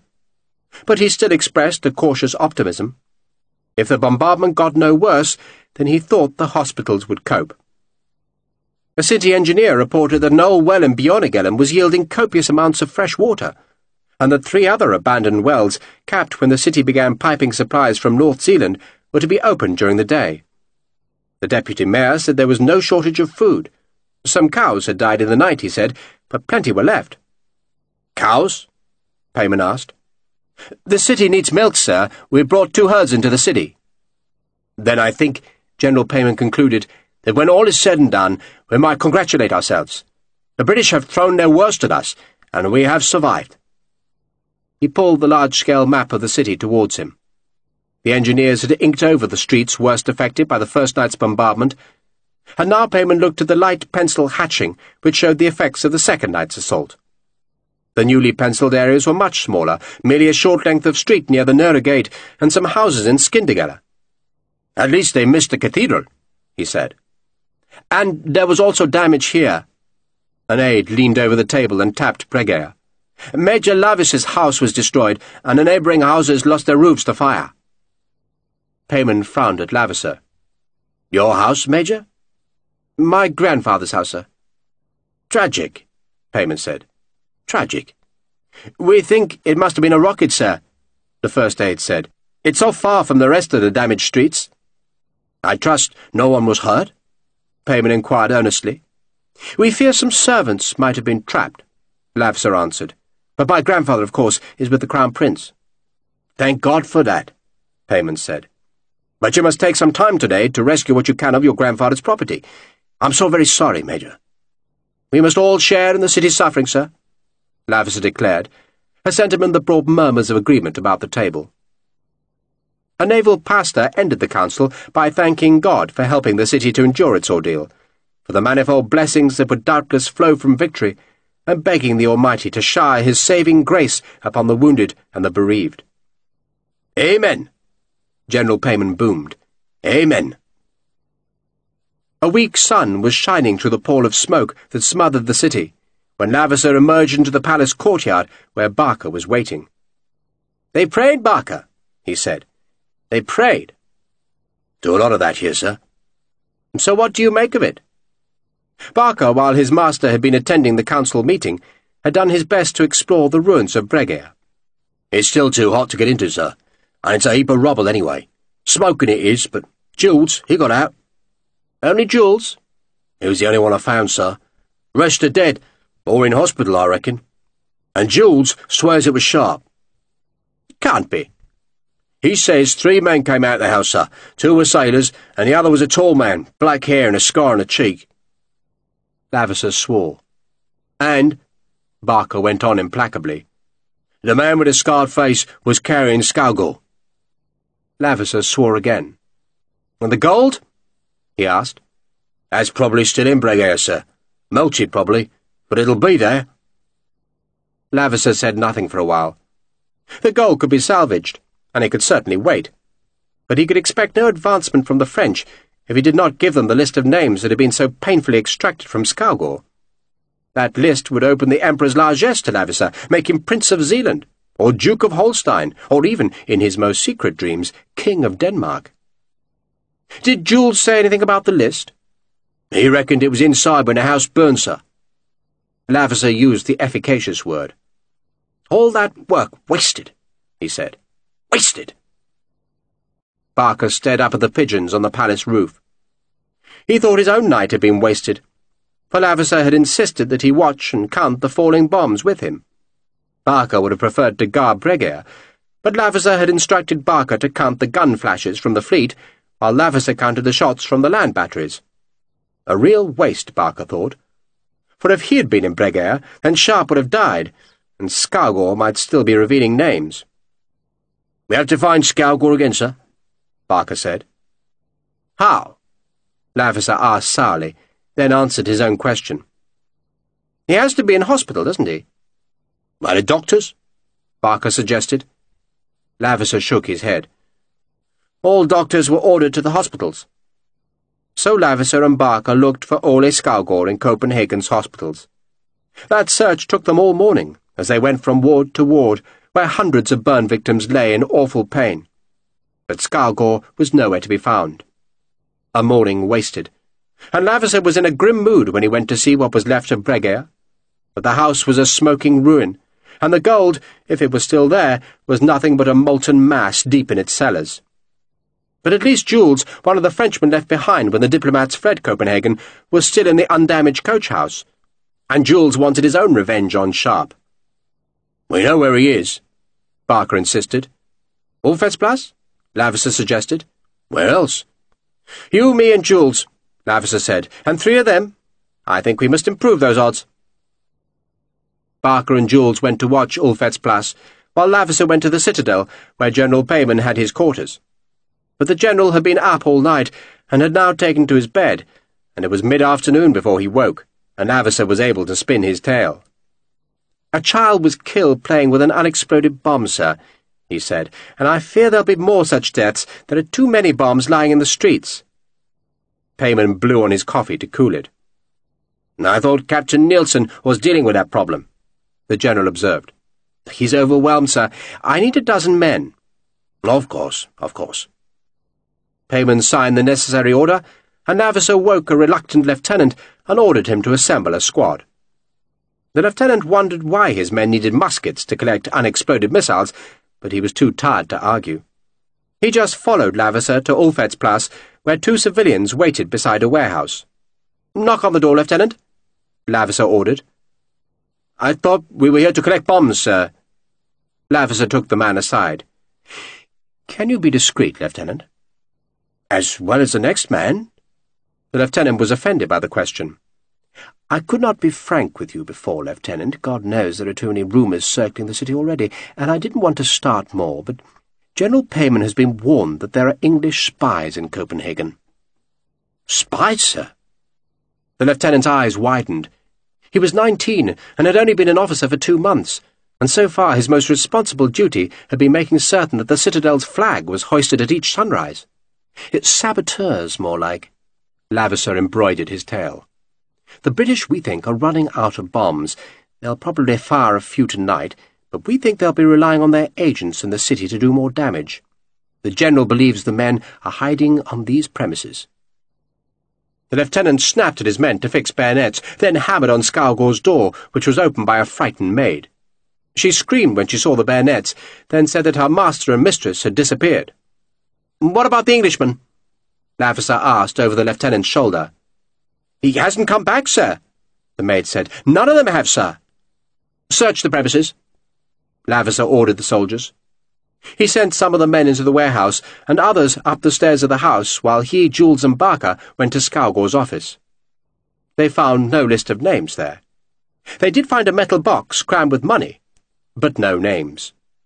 The lieutenant discovered an unloaded musket upstairs, but then the terrified maids told the lieutenant that Mr. Bang was locked in the old stables. The lieutenant took that news down to the office.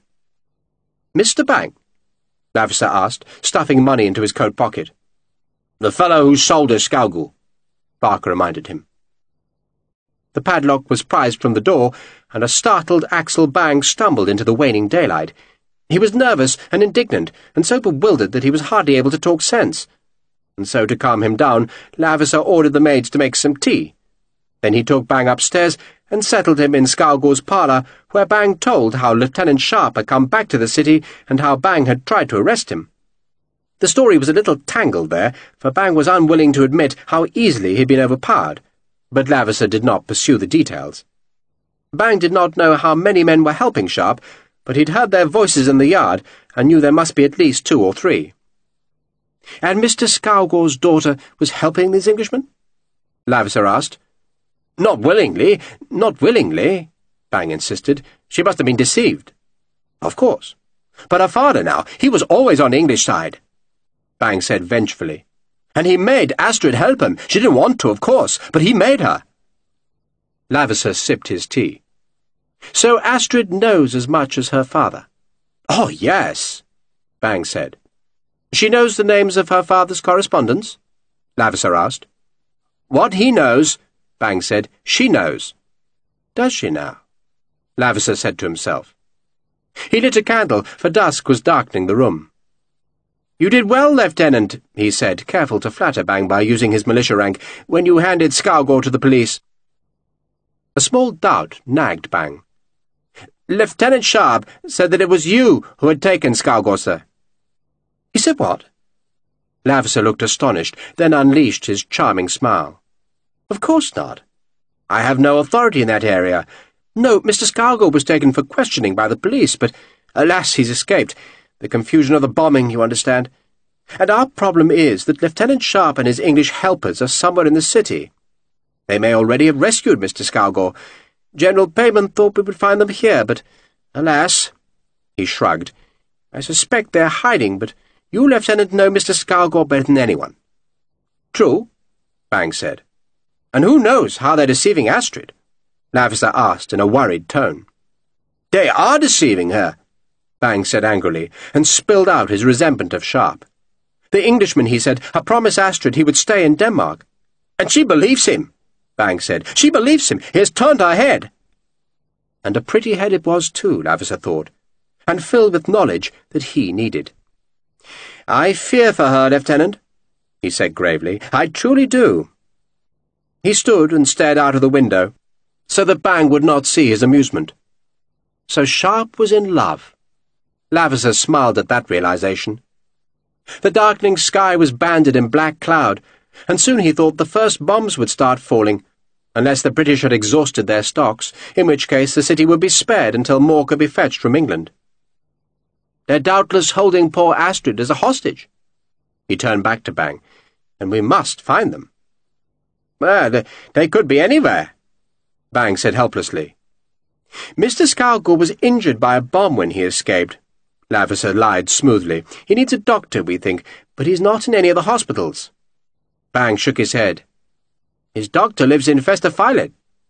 Well, he certainly can't have gone there, Lavender said. So where would he hide? What is it?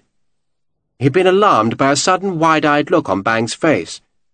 But Bang was smiling. Mr. Scargor needs medical help, he asked. Then I know where they are. You do? You will give me a gun? Bang asked eagerly. I can help you. I should expect nothing less from a loyal Dane, Lavender said unctuously. Then I shall take you to them, Bang said, for he knew exactly where they were. To the west, a red flash lit the sky, and the first bomb climbed into the dark. Then the other guns hammered, their discharge ringing the city with flame-shot smoke, and the bombs were falling again. Chapter 11. Sharpe spent much of the day in a cramped storeroom above the arch of the orphanage gateway. He told Hopper and Clouter he was watching for Lavender, but he didn't really expect to see the renegade. He was thinking instead. Thinking about leaving Britain, thinking about Grace and about Astrid, thinking about the army and about Wapping. And while he brooded, Hopper and Clouter took turns standing guard near Ole Scargor's bed, which had been placed under the inside stairs because the orphanage was so crowded with folk made homeless by the bombardment. A Danish flag hung across the small space to make it private, and the two seamen were there not to protect the patient against Lavender, but rather from the intrusion of children excited by the bombardment and its upheavals. Astrid tended her father, or else helped calm the children. Hopper brought Sharpe some bread and cheese towards evening, and the two men ate in the storeroom, which had a small barred window looking down the street towards the houses of Newberlin. He's sleeping, Hopper said, meaning Ole Scargor. Scargor's fingers had been splintered and his wounds bandaged. He ain't sleeping well, Hopper went on, but he won't for a while, will he? He pushed a jug of water towards Sharpe. I was thinking, sir, that either Clouter or me ought to go and see Captain Chase. Sharpe nodded. He'll be worrying. Just to let him know we're still ticking," Hopper said. "Doesn't matter which of us goes, sir, but the captain, sir, he'll want to know what's going to happen." "If I knew, I'd tell you," Sharpe said. "I thought we'd wait till the bombs start again, then go. No one takes a blame bit of notice when the bombs are dropping." Sharpe gazed down the street where a lame sweeper was brushing litter towards a wheelbarrow. "What we do," Sharpe said, "really depends on what the Danes do, on whether they surrender or not." "Have to drop a few more bombs than we did last night," Hopper said scathingly. "It's no good annoying them, is it? You have to bloody hurt them." "If they surrender," Sharpe said, "then there isn't a problem. We'll just take Mr. Skalgore to a British surgeon. But if they don't surrender—" He left the thought unfinished. "Then we'll be dodging this Captain Lavatory." Sharpe nodded. "I think we're safe enough here." Hopper nodded. "So, when it's dark, sir, and the bombs start up, I'll sneak back to the captain." "Tell Captain Chase I'll stay here till Mr. Skalgore can be moved." Sharpe didn't know what else he could do.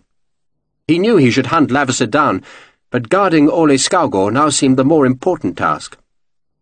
"And when it's all over, Hopper, you, me and Clouter are going to go digging in that house. There ought to be 43,000 melted guineas somewhere under the ashes." 43,000? "Give or take a handful." Hopper whistled. "Captain Lavatory will already be digging, though, won't he?" "It'll still be too hot," Sharpe said. "So, pray the buggers surrender, eh?" Hopper stared down the shadowed street. "Look at that silly bugger, sweeping up a bombed city. You should get some sleep, sir. You look like a rag." He frowned at the small storeroom. "You ain't got room to make a proper cot in here, sir. Why not go to the chapel? It's quiet enough there." "Wake me before you leave." "Aye, aye, sir." It was quiet in the chapel, though Sharpe could not sleep. He sat at the very back in a white-painted pew and stared at the stained-glass window above the simple altar. It was getting darker outside, and the details of the window were obscured, but the golden hair of the children and Christ's silver halo showed up brightly. There were words scrolled around the halo, but they were in Danish, so he couldn't read them. He heard the door open and turned to see that Astrid had come to join him. "You look very thoughtful," she said. "I was just wondering what those words say," Sharpe said. "Up on the window." Astrid peered up at the dark glass. "Lede de små barn," she read. "Komme til meg." "I'm none the wiser." "Let the little children come to me," she translated. "It's from the Gospels." "Ah." Astrid smiled. "You sound disappointed." "I thought it might be sure your sin will find you out." "So you do have some religion?" "Do I?" She took his hand and held it silently for a while. Then she sighed. "Why would anyone hurt another man so much?" "Because it's war," Sharpe said. "Because the world is cruel," Astrid said. She stared up at the window. Christ's halo and eyes were piercing white. The rest was darkening. "From now on," she said, "he'll be half-blind, toothless, and never able to hold a pen again." She squeezed Sharpe's hand. "And I will have to look after him." "Then I'll have to look after you, won't I?" "Will you?" He nodded. The question, he thought, was not would he, but could he? Could he live here? Could he deal with a querulous Ole Skalgore, with a strange language and a stifling respectability? Then Astrid rested her head on his shoulder, and he knew he didn't want to lose her. He sat silent, watching the dark suffuse the window, and he thought of Lord Pumphrey's confidence that the next few years would bring enough war to guarantee promotion, and he reflected that he had never proved himself as an officer. He'd shown he was a soldier, but he was still floundering as an officer. A company of greenjackets, he thought, and a French enemy to be humbled. That was a dream that would be worth pursuing. But a man must make choices, and that thought made him squeeze Astrid's fingers. "What?" she asked. "Nothing," Sharpe said. And he saw Christ's dark blue robe turn purple, and his white eyes flash livid red. You must be dreaming, he thought. Then the colours faded to darkness again, And he heard the thump, and he instinctively put his arms round Astrid and covered her body with his, as the bomb exploded beyond the window, and the stained glass, all its blues and golds and scarlets and greens, shattered into 1,000 shards that screamed through the chapel. Smoke boiled after it, and then there was silence, broken only by the skittering of broken glass across the chapel floor. It was like an indrawing of breath, before the other bombs began to fall. The British had fired close to 5,000 bombs on the first night of the bombardment, and they'd watched the fires rage beyond the walls, and had been certain that another night of pain would persuade the Danes to surrender the city. They fired far fewer bombs the second night, a mere 2,000, thinking that would be sufficient to satisfy the garrison's honour. But in the morning, when the smoke covered the city like a pall, no message came from the city. The Danish flag still flew above the citadel, and the guns on the shot-scarred ramparts opened a defiant fire. So now, on the third night, they would drown Copenhagen in fire. All day they had replenished the magazines, hauling wagon after wagon of bombs to the batteries. And as soon as darkness fell, the great guns began their battering, until the very ground seemed to throb with the hammering of the mortars and the recoil of howitzers. The sky flickered with fuse traces and was tangled with smoke trails. The gunners had changed their aim, planning to devastate new areas of the city. Bombs and carcasses rained onto the cathedral and the university, while other shells reached deeper into the maze of streets to punish the defenders for their stubbornness. The bomb ships quivered with each discharge, and rocket trails whipped fire across the clouds. The 7 fire engines did their best. The teams of men pumped the long handles to spurt seawater on the flames, but as new fires sprang up, so the men deserted the machines to go and protect their families. The streets were overwhelmed by panicked refugees. Bombs cracked down, the flames roared, walls collapsed, the city burned. General Payman stood on the citadel wall and watched the fires spring up in a dozen places. He saw spires and steeples outlined by fire, saw them fall, and watched the sparks spew in pillars of red through which the bombs crashed down.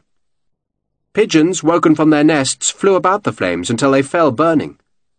Why, Payman wondered, did they not fly away? A rocket struck the cathedral's dome and bounced up into the sky, where it exploded just as a bomb crashed through the dome's tiles. The whole of Skindegel was alight. Then a carcass broke through the roof of Skaugård's warehouse on Ulfhetsplas, and the sugar caught fire. The flames spread with brutal speed, making the district as bright as day.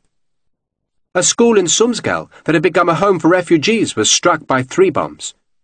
The shops on Frederiksborgel and in Lannemerke were burning, and Payman felt an immense and impotent anger as he watched the destruction. "Is Major Lavisser here?" the general asked an aide. "I saw him a few moments ago, sir." "Tell him to burn the fleet." "Burn it?" The aide was horrified, for such an order meant that Payman knew the city could not hold. "Burn the ships," Payman said grimly, flinching as a flight of bombs crashed into the university. The British, he realized, were not short of bombs. They were unleashing hundreds onto a city that could either surrender or be obliterated. The distillery opposite Skaugård's warehouse was struck, and the stills exploded blue fire that ran like burning quicksilver down alleys and gutters. Even from the citadel's walls, Payman could hear screams in the streets. "Tell Major Lavisser to light the fuses quickly," he called after the aide. He hoped that the British, seeing the fleet burning, would stop their terrible bombardment, though he knew it would be at least an hour or 2 before the ships could be fired, because hundreds of refugees had gathered around the inner harbour in the certain knowledge that the British would not aim their mortars at the district where the fleet was stored. And those folk would have to be persuaded to move away before the fierce heat of the burning ships made the area untenable. The aide ran down the fast step to the scorched courtyard, but found no sign of Major Lavisser. The general's orderly said he thought the major had gone to Bregel, and so the aide followed. But as he left the citadel, a bomb landed 5 paces behind him, and the shattering case broke his spine and threw him into the moat. The university was on fire, its library making a roaring sound as the flames devoured the shelves. The city's separate fires were joining now, becoming higher and brighter, larger and fiercer. "Come!" The general gestured to the rest of his aides. We shall do what we can." There was little he could do, for the city had no defence against this horror. But he could not just watch. There were people to be rescued, and survivors to be comforted. The bomb ships were throwing their shells over the citadel, and one crashed into the orphanage chapel to splinter the roof and explode among the organ pipes. Astrid screamed as flames began to flicker from the organ's shattered casing. Sharpe took her hand and dragged her into the courtyard. "The children!" she shouted. "We'll get them out," Sharpe said. But where? He stood under the flagpole and stared up at the sky. The bombs, he thought, were going just to the south of the orphanage, which meant the graveyard to the north might be the safest place. "The cemetery!" he shouted to Astrid. "Take them to the cemetery!" She nodded just as a bomb slammed into the courtyard to make a small crater in which it sat malevolently, smoke hissing from its burning fuse, until Hopper stepped to it and plucked the burning match clean out of the plug. "I'm going to the captain, sir." Sharpe almost called Hopper back, but there were plenty of adults to help rescue the children, and so he let the big man go. He ran into the building and found Clouter beside Ole Skaugård's bed. "There's a cemetery that should be safe," he told Clouter. "Take him there. Can he carry the bed as well?" "Aye, aye, sir." "The cemetery's that way." He pointed, then dropped his rifle and 7-barrel gun in a corner. "Then come back and help with the children," he shouted after Clouter. Someone was ringing the orphanage bell, as though people needed any warning. The chapel was burning, and another bomb had exploded in the kitchens, so that the whole building was now lurid with flame. There were screams as another bomb crashed into a dormitory. The children were panicking. Sharpe ran up the outer stairs and shouted in his sergeant's voice at a score of screaming children who were jostling on the balcony at the stairhead. They knew no English, but they froze, more scared of him than of the flames and noise. "You!" He grabbed a girl. "Downstairs! You next!" He made them go in single file down the stairs. More adults were coming to help, and Sharpe ran into the burning dormitory. 2 children were plainly dead, their small broken bodies laced with blood. But a third was crouching, screaming, her hands tight over her bloodied face, and Sharpe picked her up and carried her to the balcony where he pushed her into a woman's arms.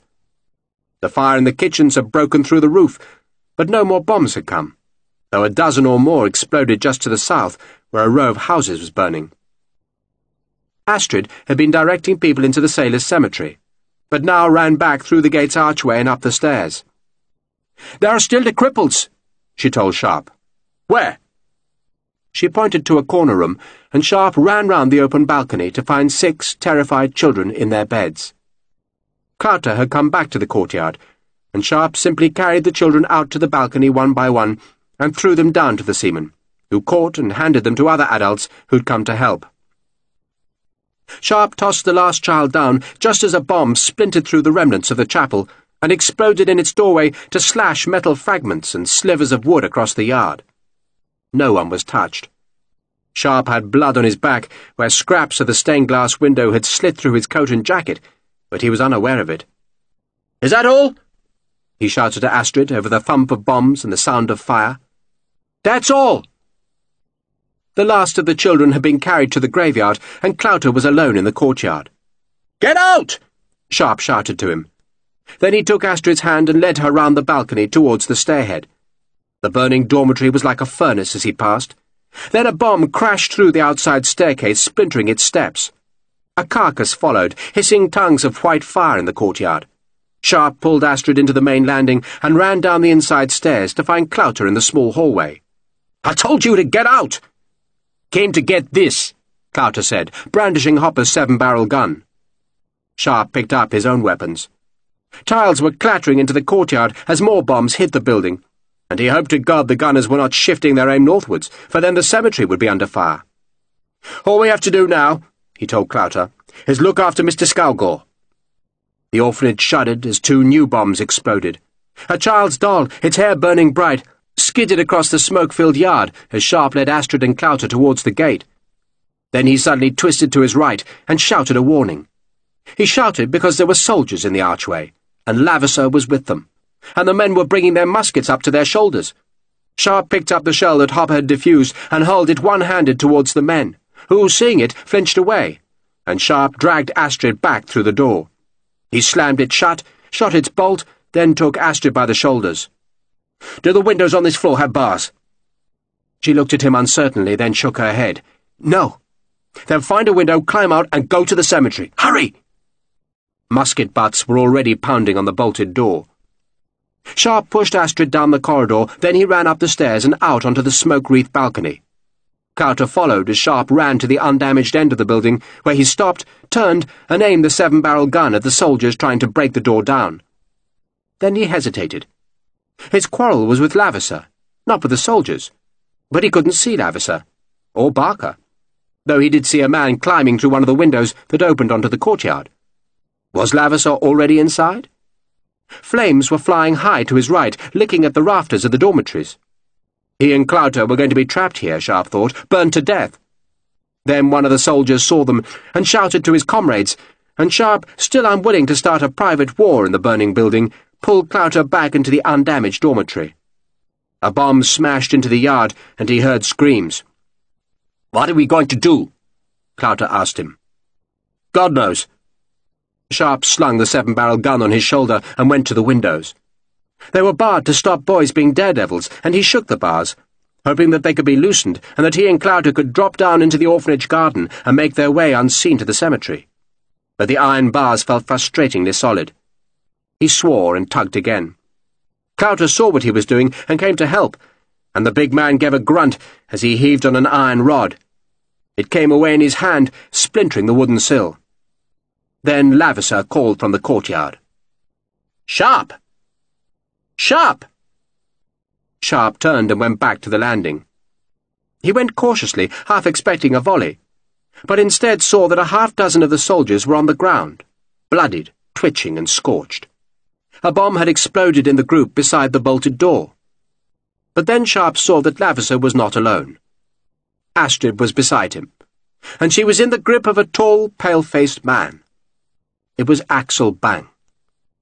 God damn it, Sharpe thought. But he'd bloody forgotten Bang.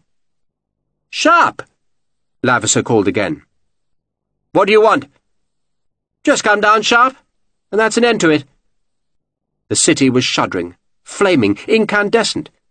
Above the burning chapel, Sharpe had an impression of scores of falling bombs and a sky laced with fiery rocket trails. The smoke boiled. He stepped back into the shadow and took the rifle from his shoulder. He could see Lavasser, but not Barker. Was Barker inside? Stalking him?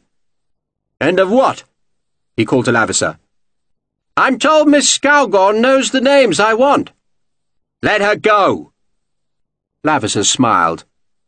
Another bomb crashed into the orphanage, and the blast of its smoke and flame whipped the skirts of Lavasser's coat.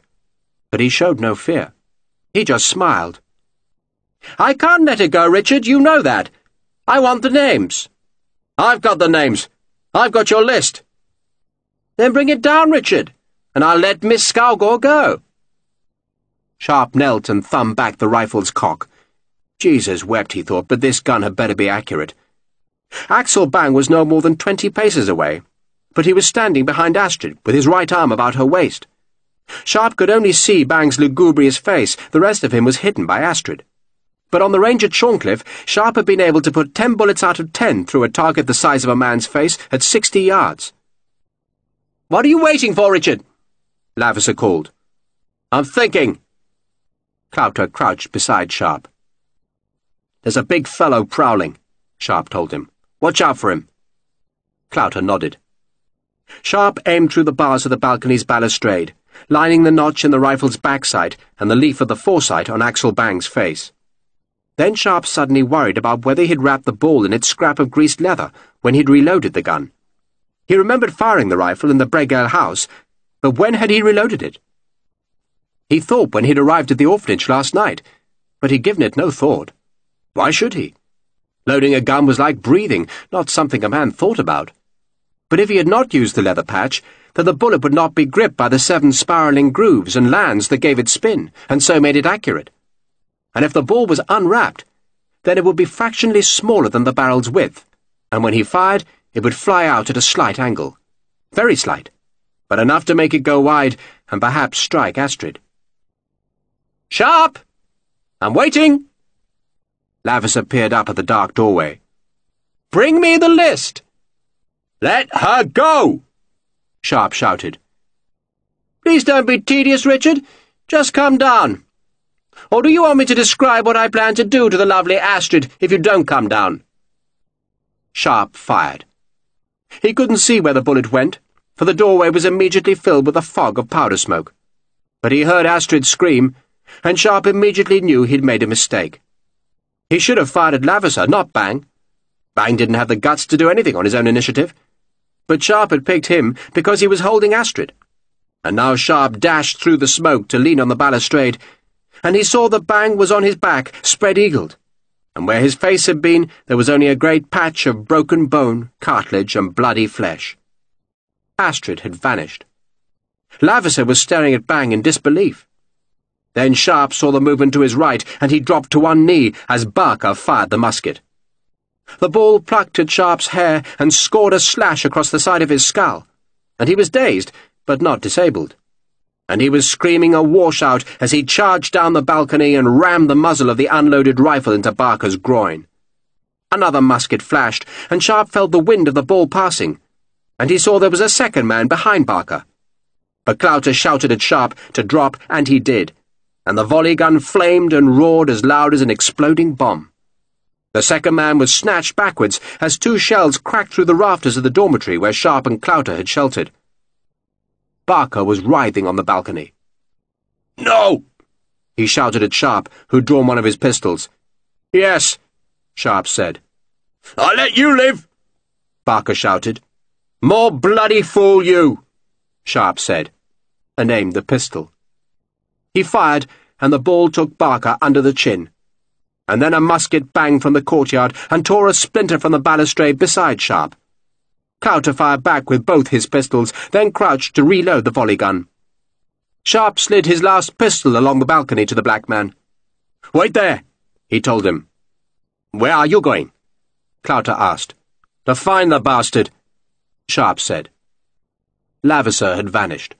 So Sharpe took the volley gun from his shoulder, stepped over Barker's corpse, and stalked along the landing. Flames were terrible to his right, threatening to roast him, but he ran past them into cooler air, and came to the door leading to the inside stairs, and saw Lavisser there, on the half-landing, and Sharpe brought the volley gun to his shoulder. But Lavisser was quicker to raise his pistol, and Sharpe ducked back. "I'm not going to shoot, Richard," Lavisser called. "I just want to talk." Sharpe waited. His head was ringing, and blood was dripping from his ear. A bomb exploded in the courtyard, twitching the bloodied bodies of the dead infantrymen. A carcass was burning there, and its flames set fire to a soldier's ammunition pouch, which crackled angrily. "I'm not going to shoot," Lavisser said again, closer now. "Talk to me. Are you there?" "I'm here," Sharpe said. Lavisser, the pistol held away from his body to show he meant no harm, stepped cautiously onto the balcony. "See?" He gestured with the pistol. "No more shooting, Richard." Sharpe had the volley gun at his waist, and its 7 barrels were pointing at Lavisser. He kept it there. Lavisser glanced at the gun, then smiled. "Your woman's safe. She ran out through the arch." "My woman?" "Mr. Bang seemed to think she was sweet on you." "Bang was an idiot." "My dear Richard, they're all idiots. This is Denmark. Dull. Insufferably dull. It threatens to be the most respectable country on God's earth." He flinched as a bomb fell into the storeroom over the archway, but he didn't take his eyes from Sharpe. "Our gunners are showing rare form tonight. Mr. Bang says you're going to stay here." "So?"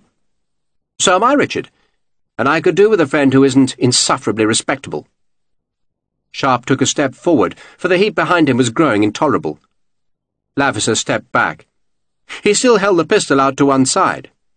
Clouter was walking down the far side of the balcony now. Then he nimbly leapt off the balustrade onto the mast-rigged flagpole. The tarred ratlines were burning, but he scrambled down with such practised speed that he came to no harm. "So what's the price of your friendship?"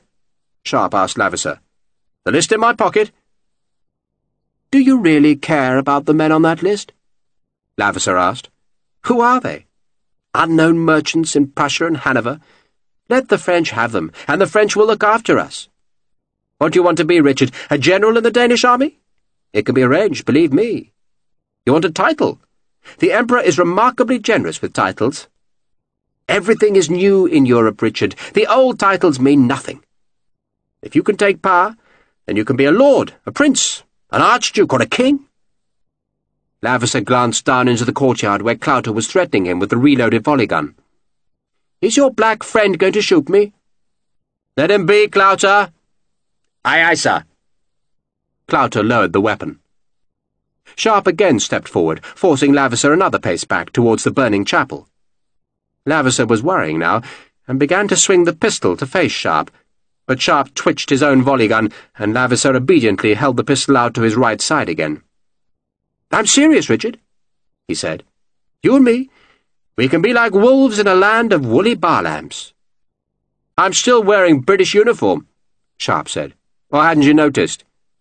And what will Britain do for you? Laverser asked. You think it'll ever accept you? Besides, you're staying here. You're going to need money, Richard, money and friends. I offer you both. You really think you could endure Denmark without either? He smiled with sudden relief, because Sharpe had at last moved the 7-barrel gun so that it no longer pointed at Laverser's waist. Now, instead, it was aimed to the side. I confess I would like your friendship, Richard, Laverser said. Why? Because you're a rogue, Laverser said. And I like rogues, I always have. And you're efficient, impressively efficient. Like our gunners tonight. The gunners had turned Copenhagen into hell. Great swathes of the city were burning, the flames leaping high above the remaining spires, and it seemed to Sharpe, glancing above Laverser's head, that a bow of fire like a rainbow of pure flame was arched across the city. It was a glimpse of the world's ending, of hell's vengeance. It was efficient, right enough. I'm a thug, Sharpe said. Remember? I aspire to be the same, Laverser said. This world is ruled by thugs. What's the Emperor but a thug? What is the Duke of York but another thug, albeit a dim one? Thugs win, Richard. To the powerful go the spoils. I just have one problem, Sharpe said. The heat was burning his back, but he stayed still. You threatened Astrid. Don't be absurd, Richard, Laverser said with a smile. Do you really think I meant it? Of course not. I like her far too much. Not as you do, of course, though I must say I admire your taste. He glanced at the volley gun and saw it was still pointed away from him. I would never have hurt her, Richard. You wouldn't? No. What do you take me for, Richard? A bastard, Sharpe said. A lying, bloody bastard. And he pulled the volley gun's trigger. The 7 bullets whipped up into the smoke and snatched the pistol out of Laverser's hand. They also ripped his hand and wrist into bloody shreds, so that Laverser gaped at it, then shrieked as the pain struck. You bastard, Sharpe said. You utter, bloody bastard. And he tossed the 7-barrel gun down to Clouter and drew the cutlass, which he shoved hard into Laverser's chest to drive him back. And Laverser snatched at his own sword hilt with his left hand, but he could not draw the weapon across his body. And Sharpe speared his chest with the cutlass point again, and Laverser staggered back a further step, then saw that the balcony ended at a doorway that had once led to the chapel's gallery and now opened onto an inferno. No! He screamed, and tried to lurch forward, but Sharpe was quicker. He rammed the heavy blade at Laverser's chest, jarring him hard back, and Laverser teetered on the doorway's edge. Beneath him was the red-hot fire of burning pews and Bibles. No! Go to hell, Sharpe said, and pushed again. But this time Laverser caught hold of the cutlass blade with his good hand and clung onto the steel to keep himself from falling. Pull me back, he said to Sharpe. Please! Please! Sharpe let go of the cutlass, and Laverser fell back into the burning chapel. He screamed as he fell, his arms outspread, then thumped into the flames. The balcony lurched under Sharpe. He vaulted the rail and jumped down to the yard. The archway was filled with smoke and brilliant with flames. But Sharpe reckoned they could dash through safely enough. He took the 7-barrel gun from Clouter, then looked at the fire that roared and boiled in the archway. Are you feeling lucky, Clouter? Luckier than that poor bastard, sir. Then go! They ran.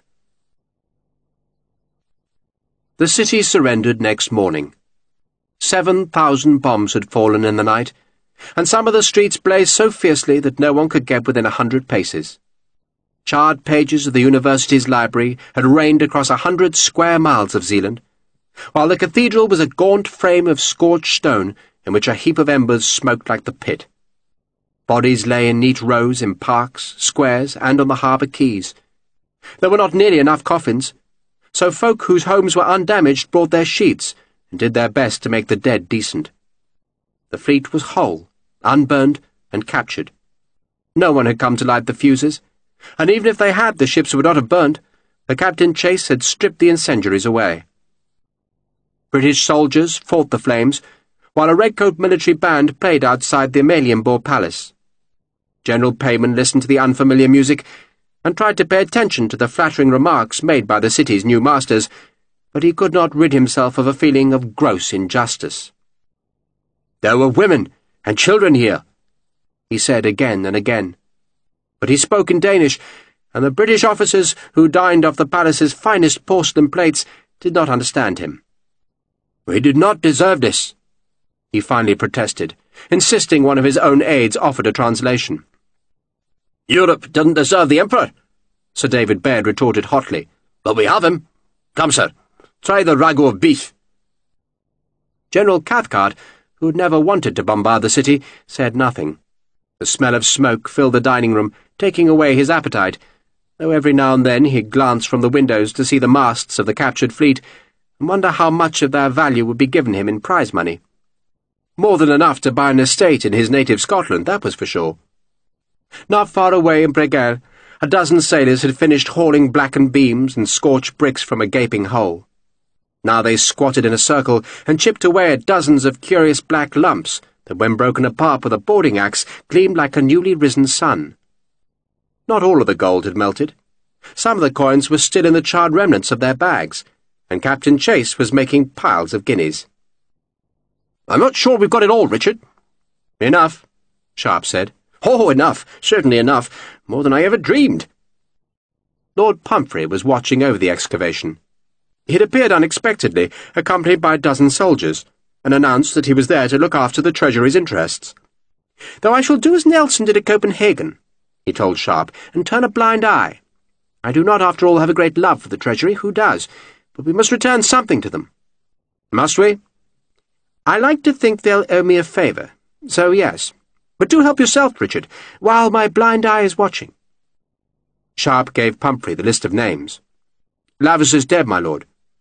"You cheer me, Sharpe. You do cheer me." Pumphrey peered at the papers. "Is that blood?" "Yes, my lord." Pumphrey looked up at Sharpe, saw the anger that was still in the rifleman, so said nothing more of the blood. Nor did he ask him about the blood in his hair or the scorch marks on the green jacket. "Thank you, Sharpe. And Skalgor?" "Alive, sir. Barely. I'm going to see him now. Last night's bombs burned his warehouse. Nothing left of it at all. But he's got a house outside the city walls in Festa Filed. You want to come?" "I think I shall wait before I pay my respects," Pumphrey said, then held out a hand to hold Sharpe back. "But tell me, will he move to Britain? He can hardly stay here." "He can't?" "My dear Sharpe, we shall stay here a month at the most too, and then the French will be very firmly in the Danish saddle. How long do you think Mr. Skalgor will last then?" "I think, my lord, that he would go to hell before he went to Britain," Sharpe said. "So you'll have to find another way to protect him. And his daughter." "His daughter?" "She knows as much as he does." "What will you do, my lord?" "Sweden, perhaps?" Lord Pumphrey suggested. "I prefer them both to be in Britain, but I do promise you, Sharpe, I do promise you upon my honour, that the French will not trouble them." Sharpe looked hard at Pumphrey, who almost shivered under the intensity of the gaze. But then Sharpe nodded, satisfied with the promise, and walked away. His pockets were heavy with gold. Chase and his men would become rich this day, and doubtless Lord Pumphrey would skim a share before he returned the gold to the Treasury, but Sharpe, despite the weight in his pockets, would not be rich. Nor would he stay in Denmark. Ole Skalgor had forbidden his daughter to marry the Englishman. Sick as Skalgor was, he had summoned the force to utter the refusal, and Astrid would not disobey him. Now, when Sharpe came to the big house in Vesterfællet, she looked close to tears. "It will not change his mind," she said. "I know. He hates Britain now," she said, "and he hates you. Andy says you're not a Christian, and I cannot—" She shook her head, unable to go on, then frowned as Sharpe took lumps of blackened gold and handfuls of coins distorted by heat from his pockets. "You think that will change his mind?" Astrid asked. "Money will not persuade him." "It's not for him. Or for you, unless you want it," Sharpe said, as he took the last guinea and added it to the rest on the harpsichord. The house had been a billet for British officers during the bombardment, and the fine wooden floor was marked with boot nails, and the rugs were smeared with dried mud. "You said you wanted to rebuild the orphanage," Sharpe said. "So now you can." "Richard—" Astrid tried to push the gold back to him, but he wouldn't take it. "I don't want it," he said. He did want it. He wanted it badly, but he'd stolen enough guineas in the last month, and besides, he wanted Astrid's dream to come true, even more than he wanted this gold. "Give it to the children," he said. And then she just wept, and he held her. "I cannot go against my father's wishes," she said at last. "It would not be right." "No," he said. And he didn't really understand her obedience, but he did understand that it was important to her. He stroked her hair. "Someone told me this was a very respectable society," he said, "and I reckon I wouldn't have fitted. I'm not godly enough, so maybe it's for the best. But one day, who knows, perhaps I'll come back." He walked away, going through the nearby cemetery where a great pit was being dug for the far-shrunken dead. That night, in the Amalienborg Palace, Lord Pumphrey carefully took part of the gold and stored it in his valise. The remaining gold, he reckoned it was worth about £9,000, would be returned to the Bank of England, and the Honourable John Laverser could conveniently be blamed for all that was missing. "You could let Sharpe take it back," he told Sir David Baird next day. "Why Sharpe?" "Because I want him out of Copenhagen," Pumphrey said. "What's he done now?" "What he has done," Pumphrey said in his precise voice, "is exactly what I asked him to do, and he's done it exceedingly well. I commend him to you, Sir David, but among the things I asked him to do was to keep 2 people alive, which he did, only it's no longer in His Majesty's interest that they should live." Pumphrey smiled and drew a delicate finger across his throat. Baird raised a cautionary hand. "Tell me no more, Pumphrey. I don't want to be privy to your dirty world." "How very wise you are, Sir David. But remove Sharpe quickly, if you'd be so kind. He has an inconveniently gallant soul, and I don't want to make an enemy of him. He could be useful to me again." The city still spewed smoke when Sharpe left. Autumn was in the air, brought by a cold wind from Sweden, but the sky was clear, spoilt only by the great feathered smear of smoke that drifted across Zealand. The smoke stayed in Sharpe's sight, even when the city vanished beneath the Pucelles' horizon. Astrid, he thought. Astrid. And at least he no longer thought only of Grace, and he was still confused. Except he did now know what he was doing. He was going back to the barracks, back to his quartermaster's duties, but at least with the promise that he would not be left behind when the regiment next sailed to war. And there would be war. France was beneath that smoke-filled horizon, and she was the mistress of all Europe now, and until France was beaten, there would be no peace. It was a soldier's world now, and he was a soldier. Chase joined him at the stern rail. "You've got some leave coming, haven't you?" "A month, sir. I'm not due at Shorncliffe till October." "Then you'll come to Devon with me. It's time you met Florence, a dear soul. We can go shooting, perhaps. I won't take a refusal, Richard." "Then I won't offer you one, sir." "There, look! Kronborg Castle." Chase pointed at the green copper roofs that shone in the sunset. "Know what happened there, Richard?" "The hamlet?" "My God, you're right." Chase tried to hide his surprise. "I asked young Collier when we were coming the other way. He didn't have the first idea." "Did he die?" "Who, Collier? Of course not. He's right as rain." "Hamlet, sir." "Of course he died. Don't you know the play?"